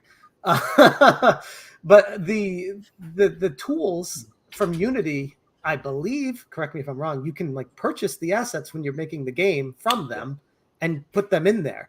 So that shouldn't come up if they're Unity games and they're using assets from Unity to create this stuff. So I don't believe that. Yeah, no, this console was over when they couldn't do cornhole. I made a video back in the day when they screwed up cornhole when they were talking about retooling it. That was it. That was your app that was going to be honestly don't know similar where to the Wii. I honestly don't know where you guys have been for 2 years, right? At what point did you not think it was a scam? When none. I mean, I was. Well, I you mean, could go back to the video. right. So you've got Tommy on camera telling me, and all you tell me, Crayola. I hey, had the best weekend of my life. One of the yeah, best great. weekends. You had a fantastic time, and everybody's happy for you. I made videos then. I'm happy you guys have made friends, and it's got nothing to do with the games console. But great, have a good time. Yeah. But when he sat in front of a camera and said to everybody on that stream, when the Intellivision gets released, every single licensed Intellivision OG game you will have in the box, right, to play. Lie. 100%. Lie. And that pisses me off It's a too, lie. because it was a straight up lie, and then he wouldn't address it No. ever again. So to me, I just kind of, when I was, under the gaze of under the guise of being a cult member, my mindset was just, it was Anthony's like, what is going on here? Wait, let me get Anthony. Anthony, we used to do candlelit ceremonies. You should have been there, man. It was crazy. I'm just enjoying the conversation, honestly. Because I actually haven't seen Amico or anything like that mentioned here in Australia. It's always Sony, Nintendo, things like that. I can assure you it's not being mentioned in America either. It's just literally a very niche community that's like, It is we going to know be a about documentary, and I've consistently called out Smash that he's trying to capitalize on this. He wants to be. Oh my God! Well, yeah, I do know. I'm not gonna lie. No, I mean, all I know is that's my greatest. you could become somewhat. I mean, if there's a Tiger King, there's a Tony, and there's a Smash. I think there's a Gen X gamer. You can't have the documentary. I think one of the key components to the documentary we're still missing, and we're probably going to get it if this thing ever becays. Yeah, I love it's going to be the books. I would love to take a look at those books and see where they spent the money, because I bet you there's going to be some items in there that will blow your mind on how they spent this money. Let me ask you a question, Gen X. Yeah. Take out your Magic 8-Ball. In the future, at any point, do you see anybody involved in this going to jail or jail time ever? Oh, it would be very difficult, and the reason is this. Okay, the reason is this, and I know people are gonna get upset, but I'm just telling you from a business point of view. In the presentation, and I was gonna make a separate video on this, but I'll just say it right now, and I'll just say do a video too if you want. If you look at the presentation from the FIG, he actually told you what he was gonna do. People didn't hone in on it, but what did he tell you? He told you, why am I giving you people an opportunity to get into this? Because I didn't want to give it to the VC guys. The VC guys are all about spreadsheets, this and that and the other. Here's what that means. I don't want to be held accountable to the accountants. I don't want the bean counters to look at what I'm doing and stop me. I want to do this unfeathered. I just want to do whatever I do and come out with the results. Right? That's right on the video. So on the video, he told you he wanted to spend the money his own way, whatever his direction was. Was that the same video where towards the end he said, and we're expecting payouts to our investors at the end of this year? The same video, right? So which I remember watching that before I invested, being like, yes. Oh, all right. This is already on track. I'm loading a video now with a cut of that in there, because that's why people invested. He said, we're right on the launch pad. He said several things. He said the system is done, right? He said a bunch of things. He said it publicly. He said it to me, like one-on-one to me, like, oh, we're right there. We just need to get a few things together. And looking back, it's so sketchy. Yeah, but back then I was just like, I've never had someone who I consider. Sketchy, but when you go back to the video, right? If he has a half decent lawyer, right, or anybody, they can go and say, well, we put it on the prospectus. Here, see that little tiny ass line right there? It says you can lose all your money. Plus, I told you I didn't want to be held accountable to capital ventures because they're not as naive and as stupid as they like to. But shouldn't that tell you? That's a good point, Ramblin' Man. Shouldn't that tell you that they were almost proactively scamming people, knowing if they cover their ass? You won't get a. I don't think they did at the beginning, but let's put it this way. I mean, I don't know Smash. I don't know any other investors, but you. But the only thing they've generated income out of so far is merchandise and the physical media products. Yeah. Mm-hmm. How much is the investor? How much have you seen back as an investor on the only thing that may ever be revenue generating? Nothing. Huh? Nothing. Because that's probably in the small print that you don't get any money off of that. Right. Mine, I believe it was strictly for the consoles. There you go. But the odd thing too is I feel like all their deals with what's his name, Sadesh. Yeah. I feel like all the deals they made for the money all centered around the console. Mm-hmm. So if they do everything but make the console, 100%. They can get the money from all the loads and get the money from everything else, and then just be like, and pack our bags. Let's get out of town. Hallelujah. We've all seen the light. We've all seen the light. Right. Yeah. That's exactly what's happening. Yeah. Exactly. And these LLCs, they're always set up that way, right? So when they BK, different LLCs are going to own different things. So you don't know who's going to end up with the properties, but it's just sad, man. The mismanagement. So why do you think they've even got? Sad. Why do you think they've even got an office in Saudi Arabia? If it is indeed an office, because there's only one man. There's only one man who works in the German office.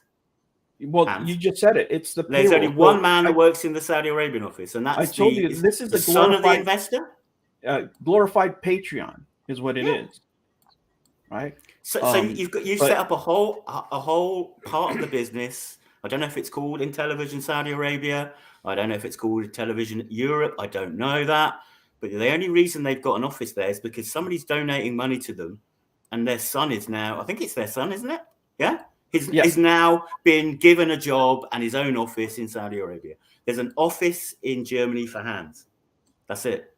There's only an office in Germany for hands because even on that box unveiling, it's sponsored by or brought to you in association with FFF Bayern. FFF Bayern are the Bavarian government. Okay. All right.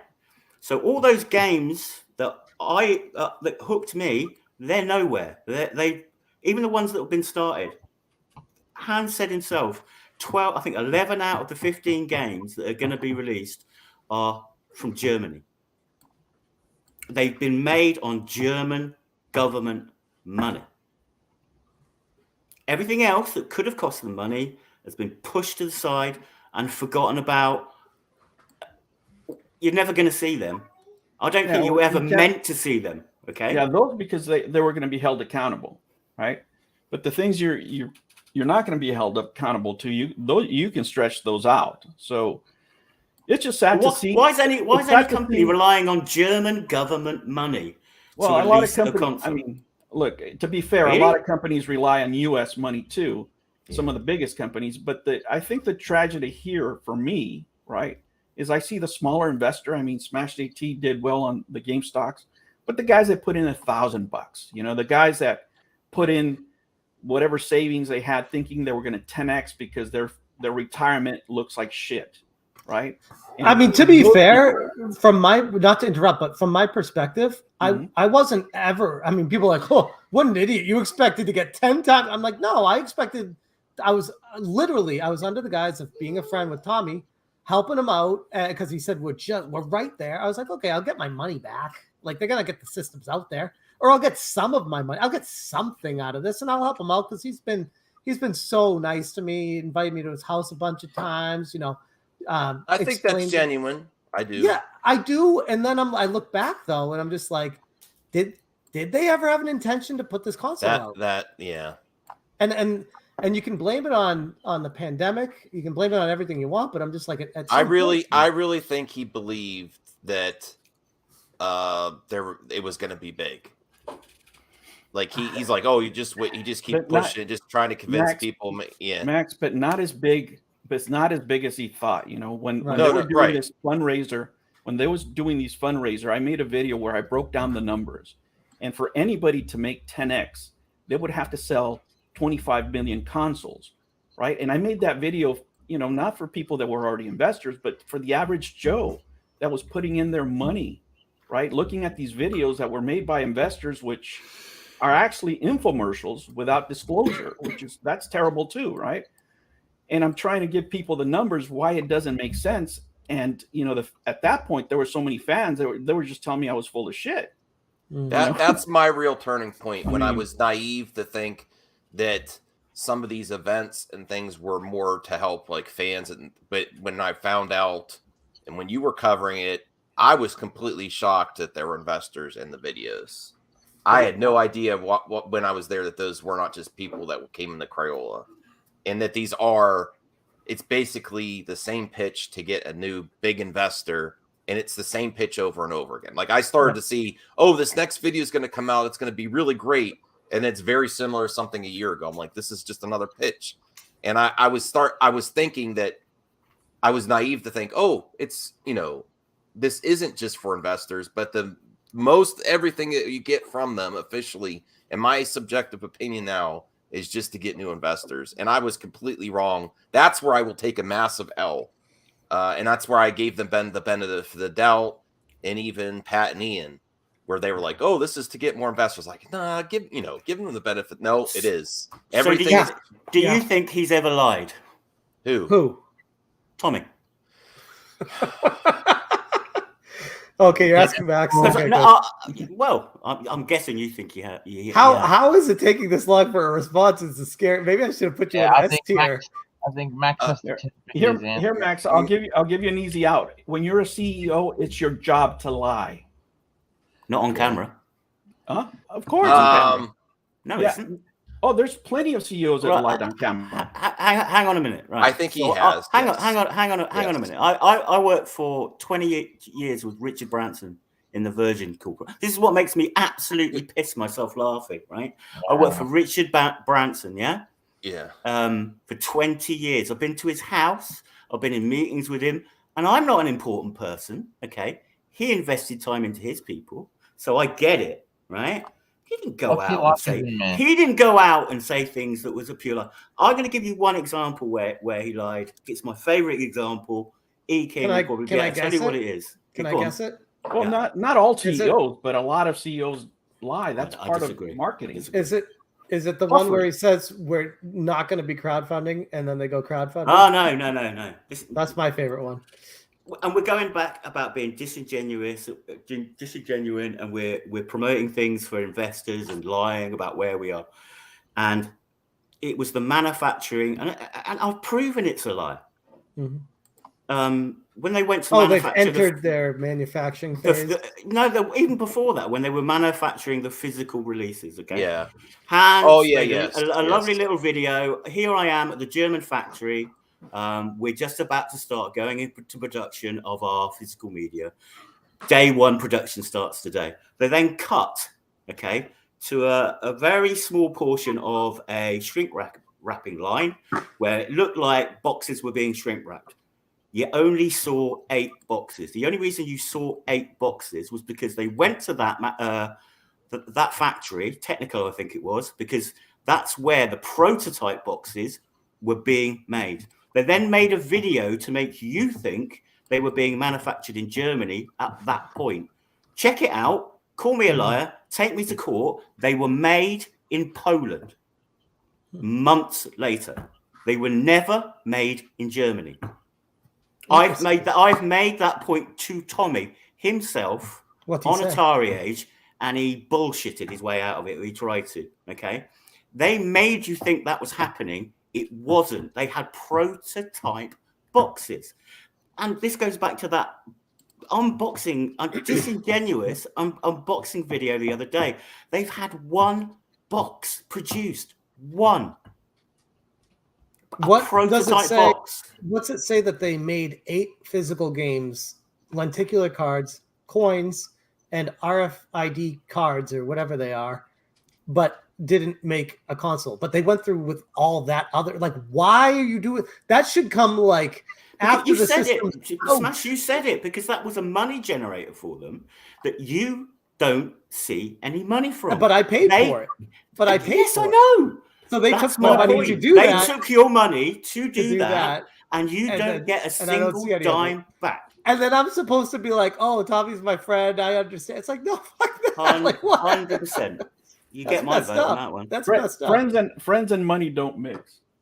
No, but the like I said in my video the other day, there's two types of friends. There's mutually beneficial, and then there's actual friends. And if one person in a mutually beneficial relationship doesn't hold up their end of the bargain, it falls apart very quickly.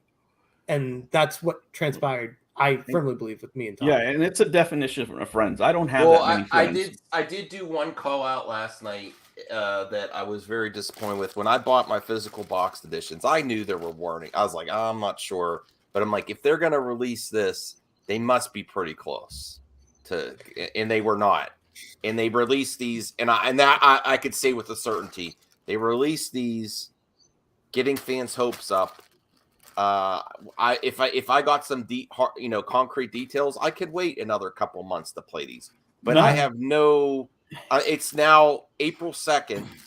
I have no idea when I'm going to be able to play my boxed edition games.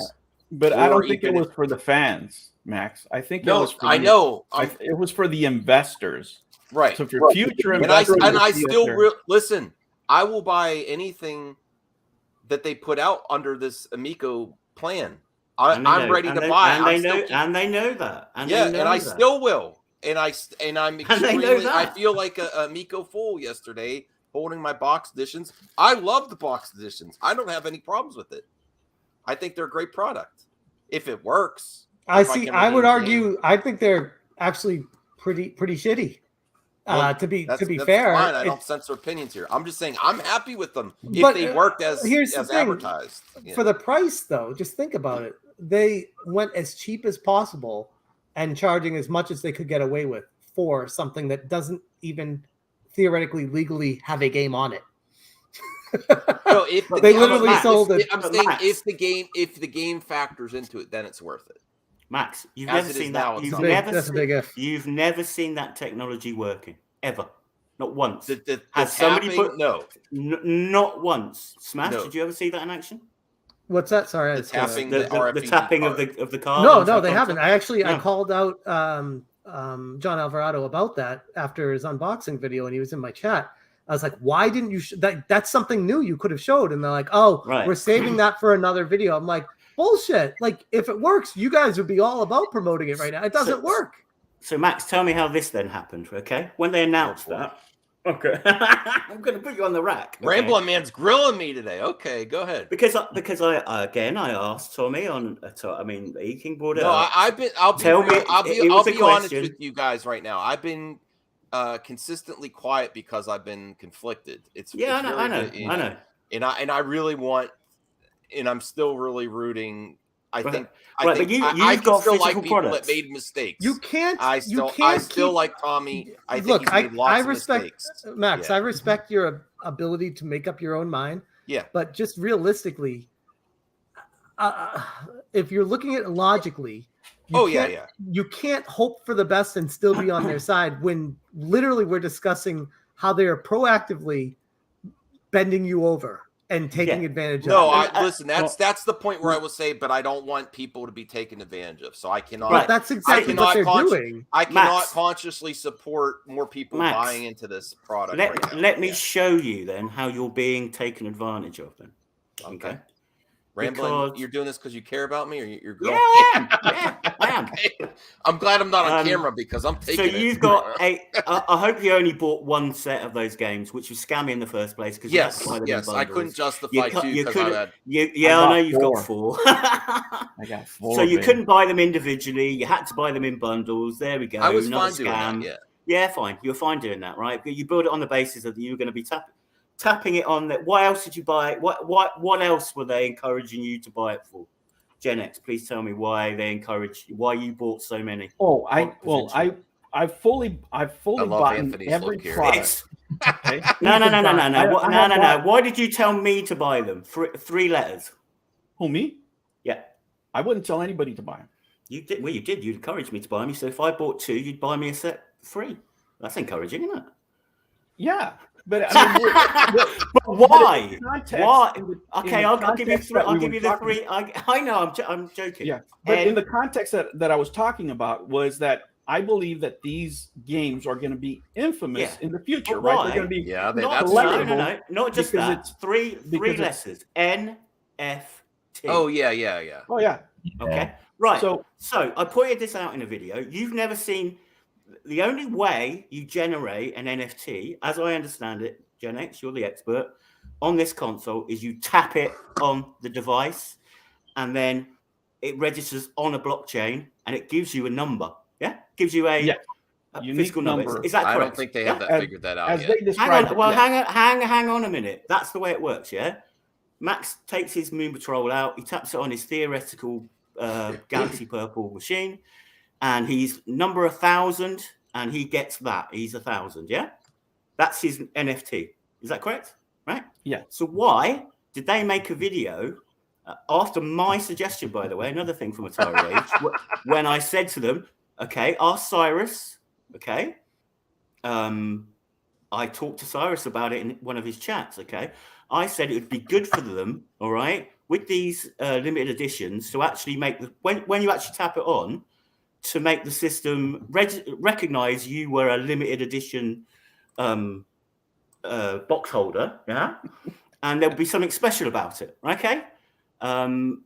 Otherwise, there wasn't really much of a difference between you spending $10 and $20, apart from a crappy coin and a lenticular card, right? Make it special for the customer. 2 weeks later, after I talked about with Cyrus, guess what? There's a video saying, guess what we're doing, guys? We're going to make these limited specials, because when you tap them on there, this is what happens. On that video, you didn't see him tap it on. He said, right, I'm tapping it on. It's tapped on. It generated the number 81 on the screen. Okay. 81. So that was telling you that whole blockchain card, tapping it, is working. You saw it working. My question was, why is it number 81? Surely the best number to get would be number 1. It'll be like Willy Wonka and the golden ticket, right? You would expect to open that box and maybe get number 1, right? Yeah. But you're not going to get number 1, because we saw number 81. That means that 80 other people theoretically were in the blockchain. The only way to get in the blockchain is if you tap it on the console. If it's not working, that whole video was a massive lie. That's all it is. A scam. I was thinking a scam. That might have been like the 81st. Max, don't get it. That is not working. So that was a made-up video. Okay. Yeah, I don't know if they referred to the blockchain there, because I know they publicly said that they don't have the blockchain technology. So what did number 80? What did number? He said this is number 81. So what does that mean then? Surely, if you read, I asked you the question to begin with, right? Yes. I mean, I'm not trying to be a lawyer. Yeah. As you understood it, you tapped it on the machine, it generates a number and generates it. It's supposed to work. That's so the way if it's not working, who the fuck uploaded 80 of these cards, right? To deny you, the man who bought 4 copies of everything, number 1, right? So A, that's scammy, and B, it was a made-up video. They probably got it right on the 81st try. I would say. I gotta hop off and make lunch for the kids, guys. Let me get to this point real quick, because I was trying to say it before we started. You have to head out. I gotta hop off unless you got something for me, Gen X. I gotta hop off and make lunch. Just really quick. Whoa! What's going on behind? My little gymnast. Just really quick. I think that the problem is, when you know Tommy, and both of you know Tommy, is that he's not held accountable to his job, right? I've only held him accountable to his job. I don't know the man. But the truth is, as CEO, he went through 17 or $15 million, whatever the amount is, and didn't perform his job. That's it. That's all I can comment on, because I don't know him, right? And you don't know. You don't need to know to that fact to become. He failed as a CEO.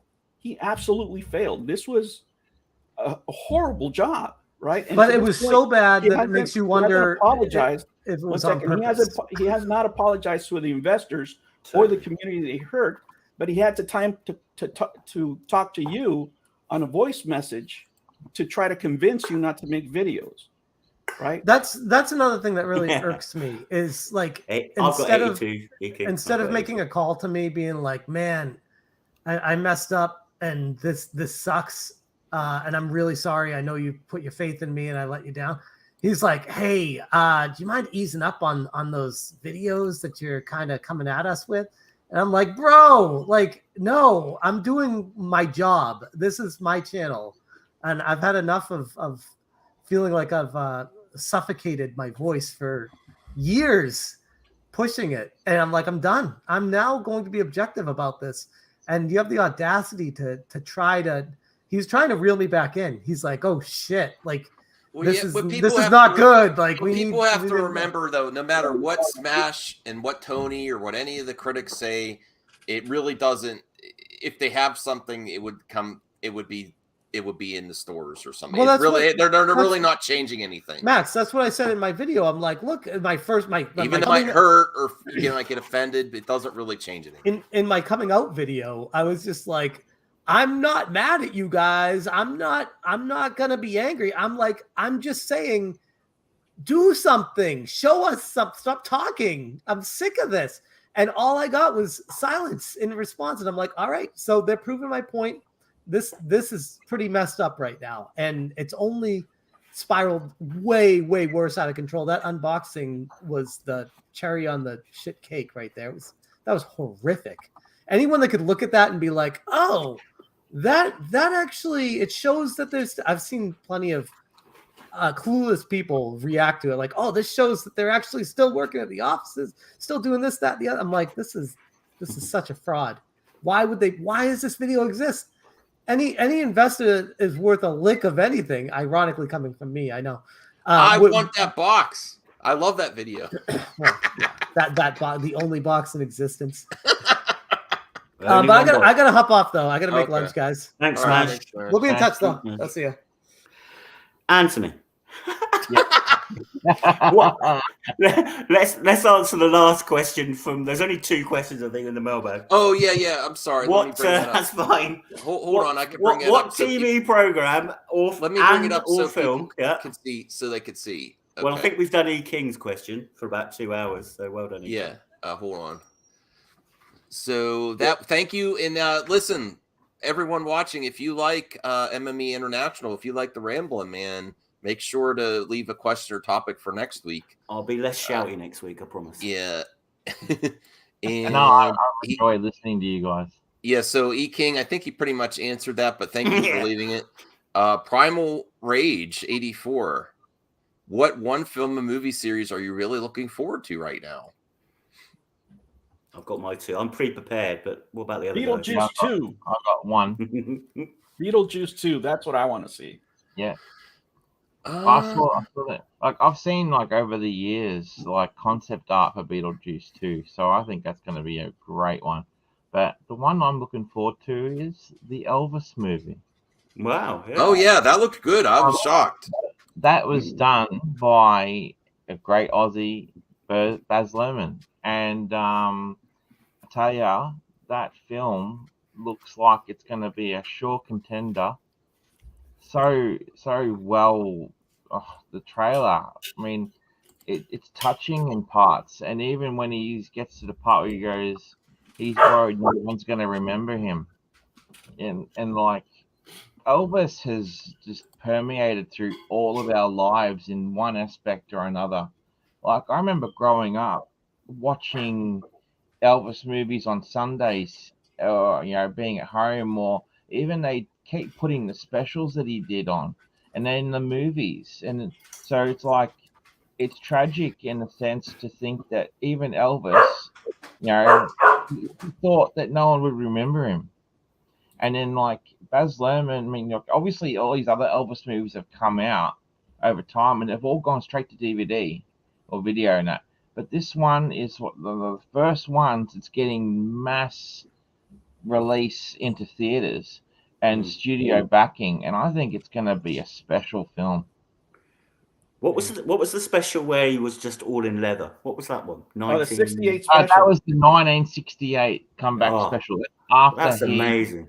after he finished all of his films, Yeah. and then like, because again, while he was in the army and all that, the Colonel was releasing singles, like stuff that Elvis had done over time, so that when Elvis did come back, he went straight into making his films. I think he made like 31 or 32 films, and then like after that, he went straight back into like the comeback special, and then he did his on stage stuff like in Hawaii, and yeah, like, and it's such a shame too because I remember when Elvis passed away, because he passed away on my sister's birthday. It was like her 4th birthday, I believe, somewhere around there.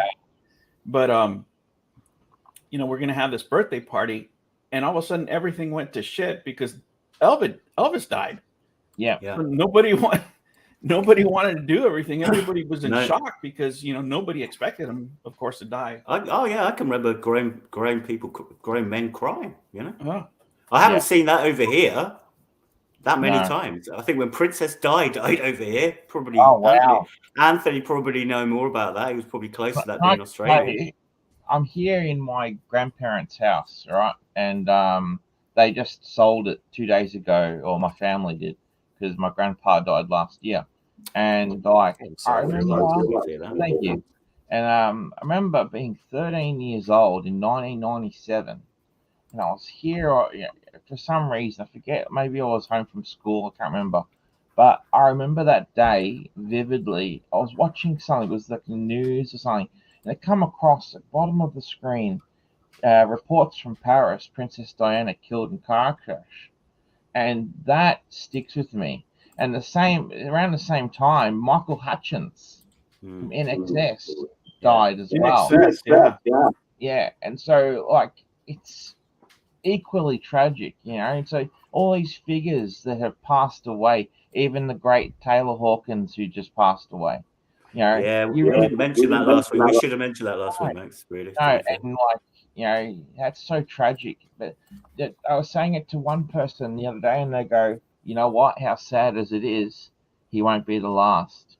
And it's something that you take into yourself, and you think, as sad as that is, it's right. But like you remember where you were when someone who has prominence dies. Yeah, the only one that, I mean, the first one that I remember as a child that affected me, like I was like, and this happened like right after my father passed away, was John Lennon dying. Wow. And I remember that moment, like, oh my gosh, I can't believe this happened. Yeah. I remember the morning finding out Heath Ledger died, and because he's an Aussie, and he died so young as well, and to know that he was like on antidepressants and anti-anxiety medication. I mean, I think we all have a level of anxiety and all that, but that poor guy never got to see what his role as the Joker achieved, and how it touched the world. And then like you got so many other tragic figures that have passed away, and it's such a shame, but yeah, like I saw that Elvis trailer, guys, and I'm telling you, it touched me.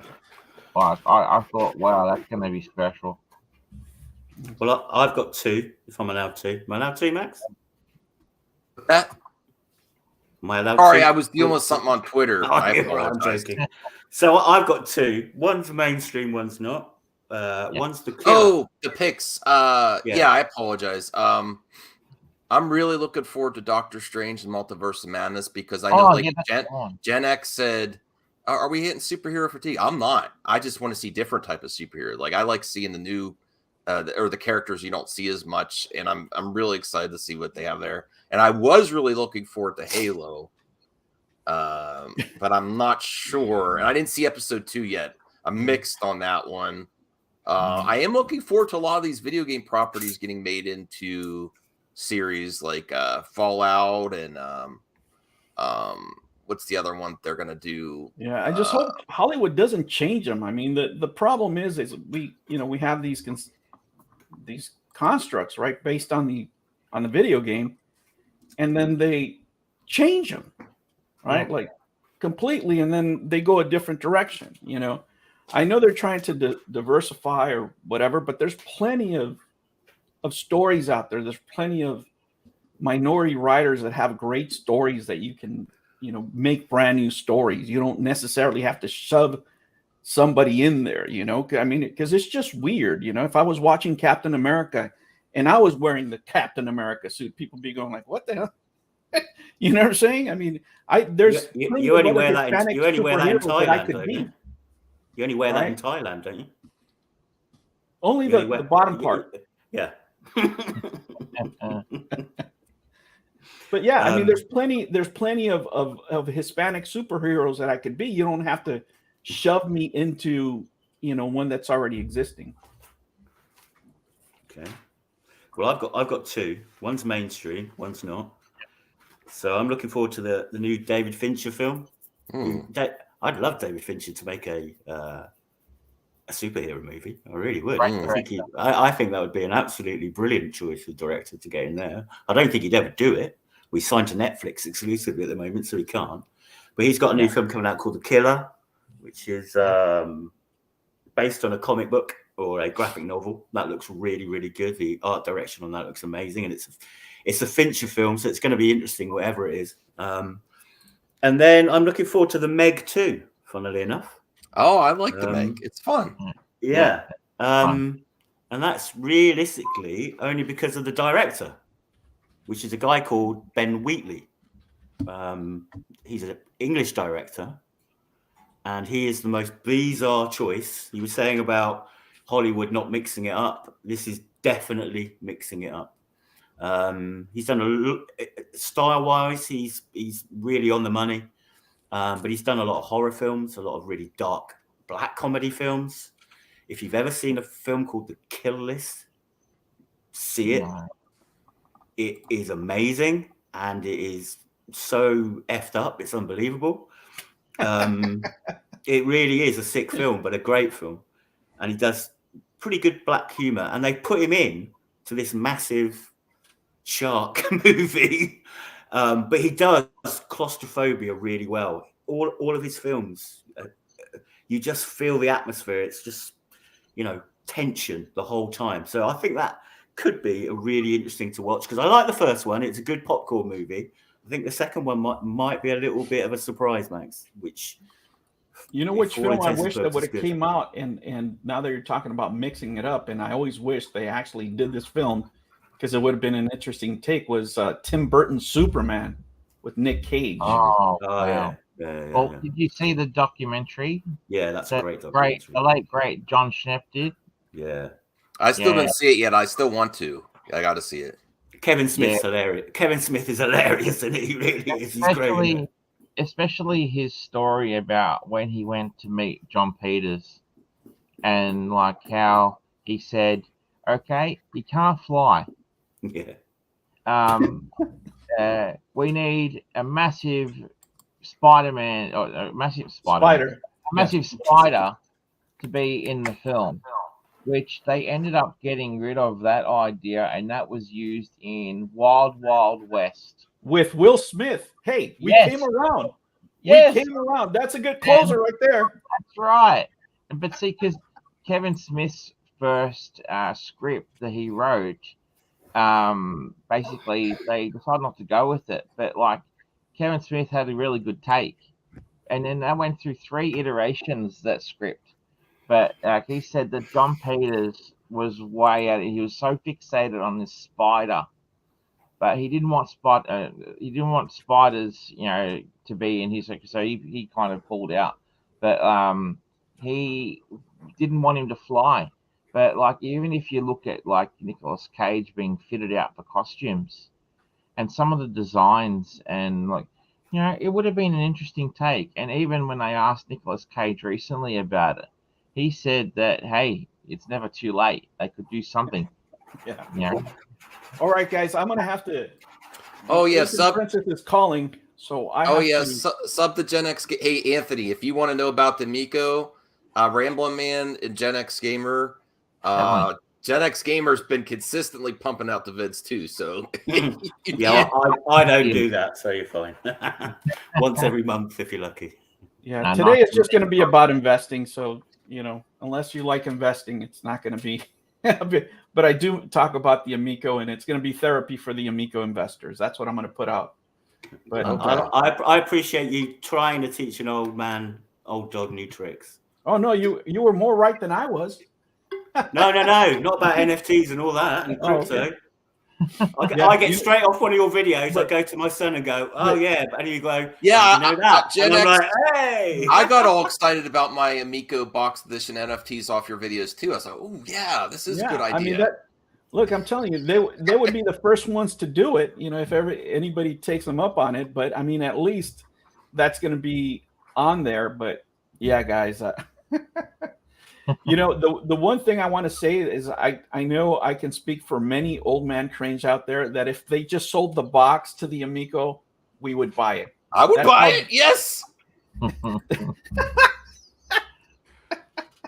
Especially if it's signed.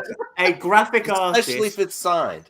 A graphic artist just took a load of ideas, swallowed them all up, and then went over a box. That's what that looks like. I want that box. Yeah, a collector's item, man. I'm telling you, it's going to be infamous. Maybe there's an NFT in the box. There you go.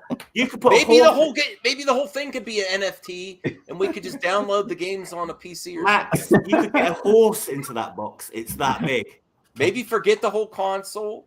Sell the box with the NFT in it. I think they should donate. Whenever it comes out, maybe donate the console to John Hancock's museum. Yeah. Maybe by that time it'll be done. Gen X, literally, is there a path forward for just all the Miko, like all their videos, all their games to be really NFT? You could buy NFT, and not a physical console.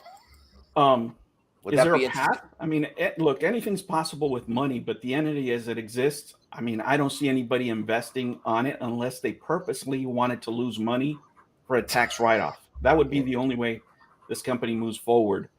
As far as business, it doesn't make any sense, absolutely any sense to move forward because of the contracts that were signed by the previous CEO. They're just insane. I mean, you just gave away all your money up front. That's why I think they're in a stall pattern. Like, get rid of have the consumer and business partners proactively cancel their agreements with them, and like that gets them off the hook.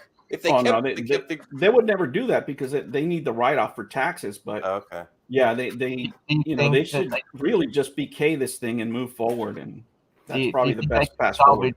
Do you think they can salvage their reputation? No, absolutely not. And I'm a fan, Anthony. I'm a fan. I want them to succeed, and That's a tragedy, I mean, it's different for just the CEO himself to put himself out there. If this was a private venture and he never raised any money, it wouldn't be a problem. He just failed. Yeah. People fail at business all the time. That's not a big crime. But so many people that were along for the ride to help him specifically got their reputation damaged. Some of them willingly, some of them not. But, I think the conversation is better when we have both sides. I'm really sorry to see that so many people left. But in this environment, I mean, why the hell would you stay, Yeah. All right, guys. I will catch you on the next one. Oh, nice to meet you. Thanks, Gen X. I appreciate it. Appreciate you supporting Ramblin' Man's show. I really added a lot. Thank you. Yeah, thank you, man. All right. Thanks for inviting me. Take care. See you soon. Yeah, and thank you too, Anthony. I really appreciate what you've added to the show. I don't know how much more Ramblin' Man wants to go on. Well, all I wanted to touch on, the only other thing I wanted to touch on, which is not an Amico. I had lots of things that were not Amico related here. Okay, cool. That we've not even touched on, but I haven't got enough time. Go right ahead. But I just wanted to say how sorry I was to see the news about Bruce Willis. Oh, yeah. I think that's a real shame. Did you see I wish him all the best. Yeah, he's not very well. Did you see they removed the Razzie award that he was? Yeah, good. Yeah, and I put a tweet out, and I sent it to Ruma Willis his daughter, Right. and even Demi Moore, and just said how no one, no matter what, can say anything about his legacy and what he has achieved in film. And like he has done such a great like lot of films over time, and I think we all feel for him collectively for now what he's going through. Yeah, 100%. He was massive in pop culture back in the 80s and 90s. Really was. Yeah, exactly. And I don't know what I really loved. Talk about a film that's got a great documentary, and that's 12 Monkeys. Yes. I think him and Brad Pitt are just really good in that, and actually the making of that film is as good as the film. It's brilliant. But yeah, I mean, I thought that was sorry. And then obviously with Jim Carrey deciding to possibly retire, I don't know how serious he is about that. But he's Jim Carrey's another kettle of fish, because like he's also gone through his own dramas over time, but he's very outspoken too. Like if you saw how he came out, basically the next day after the whole Will Smith, Chris Rock thing, he has got opinions. Yeah, he would. And he's done all different things too. He did painting for a while, and but he does some great films though. Honestly, I heard, Jim Carrey's got to be careful he doesn't get too hypocritical, because I've heard he's kind of abusive with his words. Yeah, and also being in character, being what do they call it when you method acting? Yeah, I heard he's pretty abusive with that. There's a documentary on Netflix that I still didn't watch about Man in the Moon. Oh, you should. It's amazing. He really, Matt, I won't give it away, but he's odd. Yeah. So he should be like, take a chill pill, Jim. Even though you didn't physically, there's something to say about being abusive with your words to your coworkers too. Well, abusive in as a person too. Unfortunately, there was that controversy a few years ago now, and he had a girlfriend. And they were together for a while, and they broke up, and his girlfriend had really bad depression. And the breakup was so horrible because she had an ex-husband and a mother that ended up being in charge of her estate because she committed suicide. And apparently, during the breakup period, Jim Carrey wasn't very supportive. And then he ended up being one of the pallbearers at her funeral. And he got called out during all that process, and he wasn't doing many films or anything like that during the time too. And there was a lot of accusations put out there and everything like that. So people disappear for a while, then they come back, and then they don't do anything. But then he blows up back on screen, does Sonic, and he does some drama, and he does so he's a great character actor, and you can't impugn his legacy in comedy, but thanks, Panda Sub. Yeah, but some people, as you said, they can't be too hypocritical because they'll get called out. Yeah, you're right. Yeah. You're right. That's all I got. Well, that's all I got time for. Let's put it that way. Sorry, Anthony. We got way too deep into the. No. Listen, this is your show, man. I want to support you guys. I got too far. I really like what Anthony added to the show this week. Yeah, you're welcome back anytime, Anthony. If you want to check in with. It's like a great coffee talk for me. Even like being off camera, drinking my coffee. It's real relaxed for me. Honestly, thank you for having me. Honestly, it's been fun. Yeah, and Anthony, we support you if you want to start your channel. Definitely. And then anytime you want to be, I'll add you to my movie talk too. If you ever want to, please do. If anytime I can jump on, I will. Yeah. I think you have a lot to offer. I appreciate it. Thank you. So Ramblin, did you have anything else to add, or do you think you foresee you'll be all right to do this again next week? It's fun. It's great. Yeah, as long as you're happy, I'm happy to do it. It's a really good time for me. It's like 7 o'clock till 9. Honestly, I just run the stream. Like I highlight chat, I do that for you and stuff, and just start. I'm just sorry we can't generate a few more views for you. It'll happen. Yeah. Just tag this one, Amico, yeah? And no, I'm going to say Ramblin' Man interviews Smash JT, and then I'll change the thumbnail, and then he tries to get Max out of the cult. We might get some views. Yeah, exactly. No, fine. We'll do it. Yeah, I'm happy. And hopefully, our shout out to one of the biggest supporters. Besides, you're not the only supporter, Panda Sub. Rhea is another supporter of MME International. I hope she's having a great time. Well, hopefully she could. Yeah, hopefully she can make it sometime. Well, maybe we'll get her on next week. We'll have to see if she's available. Yeah, it's a lot of fun. I drink my coffee, relaxing. If you want it to be a regular series, make sure you support it by thumbsing it up and then using the mailbag so we get some more topics and questions for Ramblin' Man and the crew. That's it. Yeah. And we're gonna have to. Do you have a channel that we can pimp out, Anthony G, so we could just say? I've just been starting, I've been doing basically collabs with Enosh and the gang, and so I'm still to do something on my own. I didn't have a lot of confidence to do something on my own yet, but but to be invited by Enosh on the panel and yourself, it really is a confidence booster. So thank you so much. You're welcome anytime. Yeah, thank you so much. All right. So if you want to do the sign off, Ramblin', and say your piece, and then we'll end the show. And my dog's ready to get going. Yeah. As Max said, please support us and put a few non-Amico related questions this week, E-King, if that's okay. Well, I'm sure we'll get around to talking about it. He said there's a 10% chance of that. Yeah. I don't even think there is, to be fair. But there you go. So yeah, just leave some questions. Anything that you want answers. There'll be a bunch of boomers struggling to answer your questions, basically.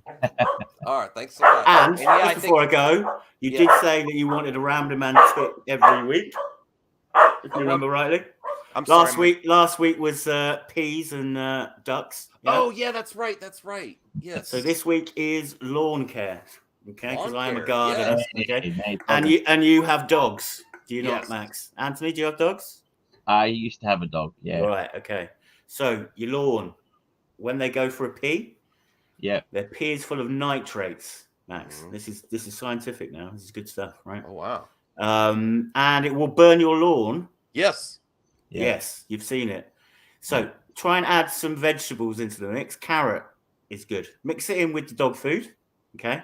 The lawn or the food? The food, not the lawn. Okay. I'm kidding. Right.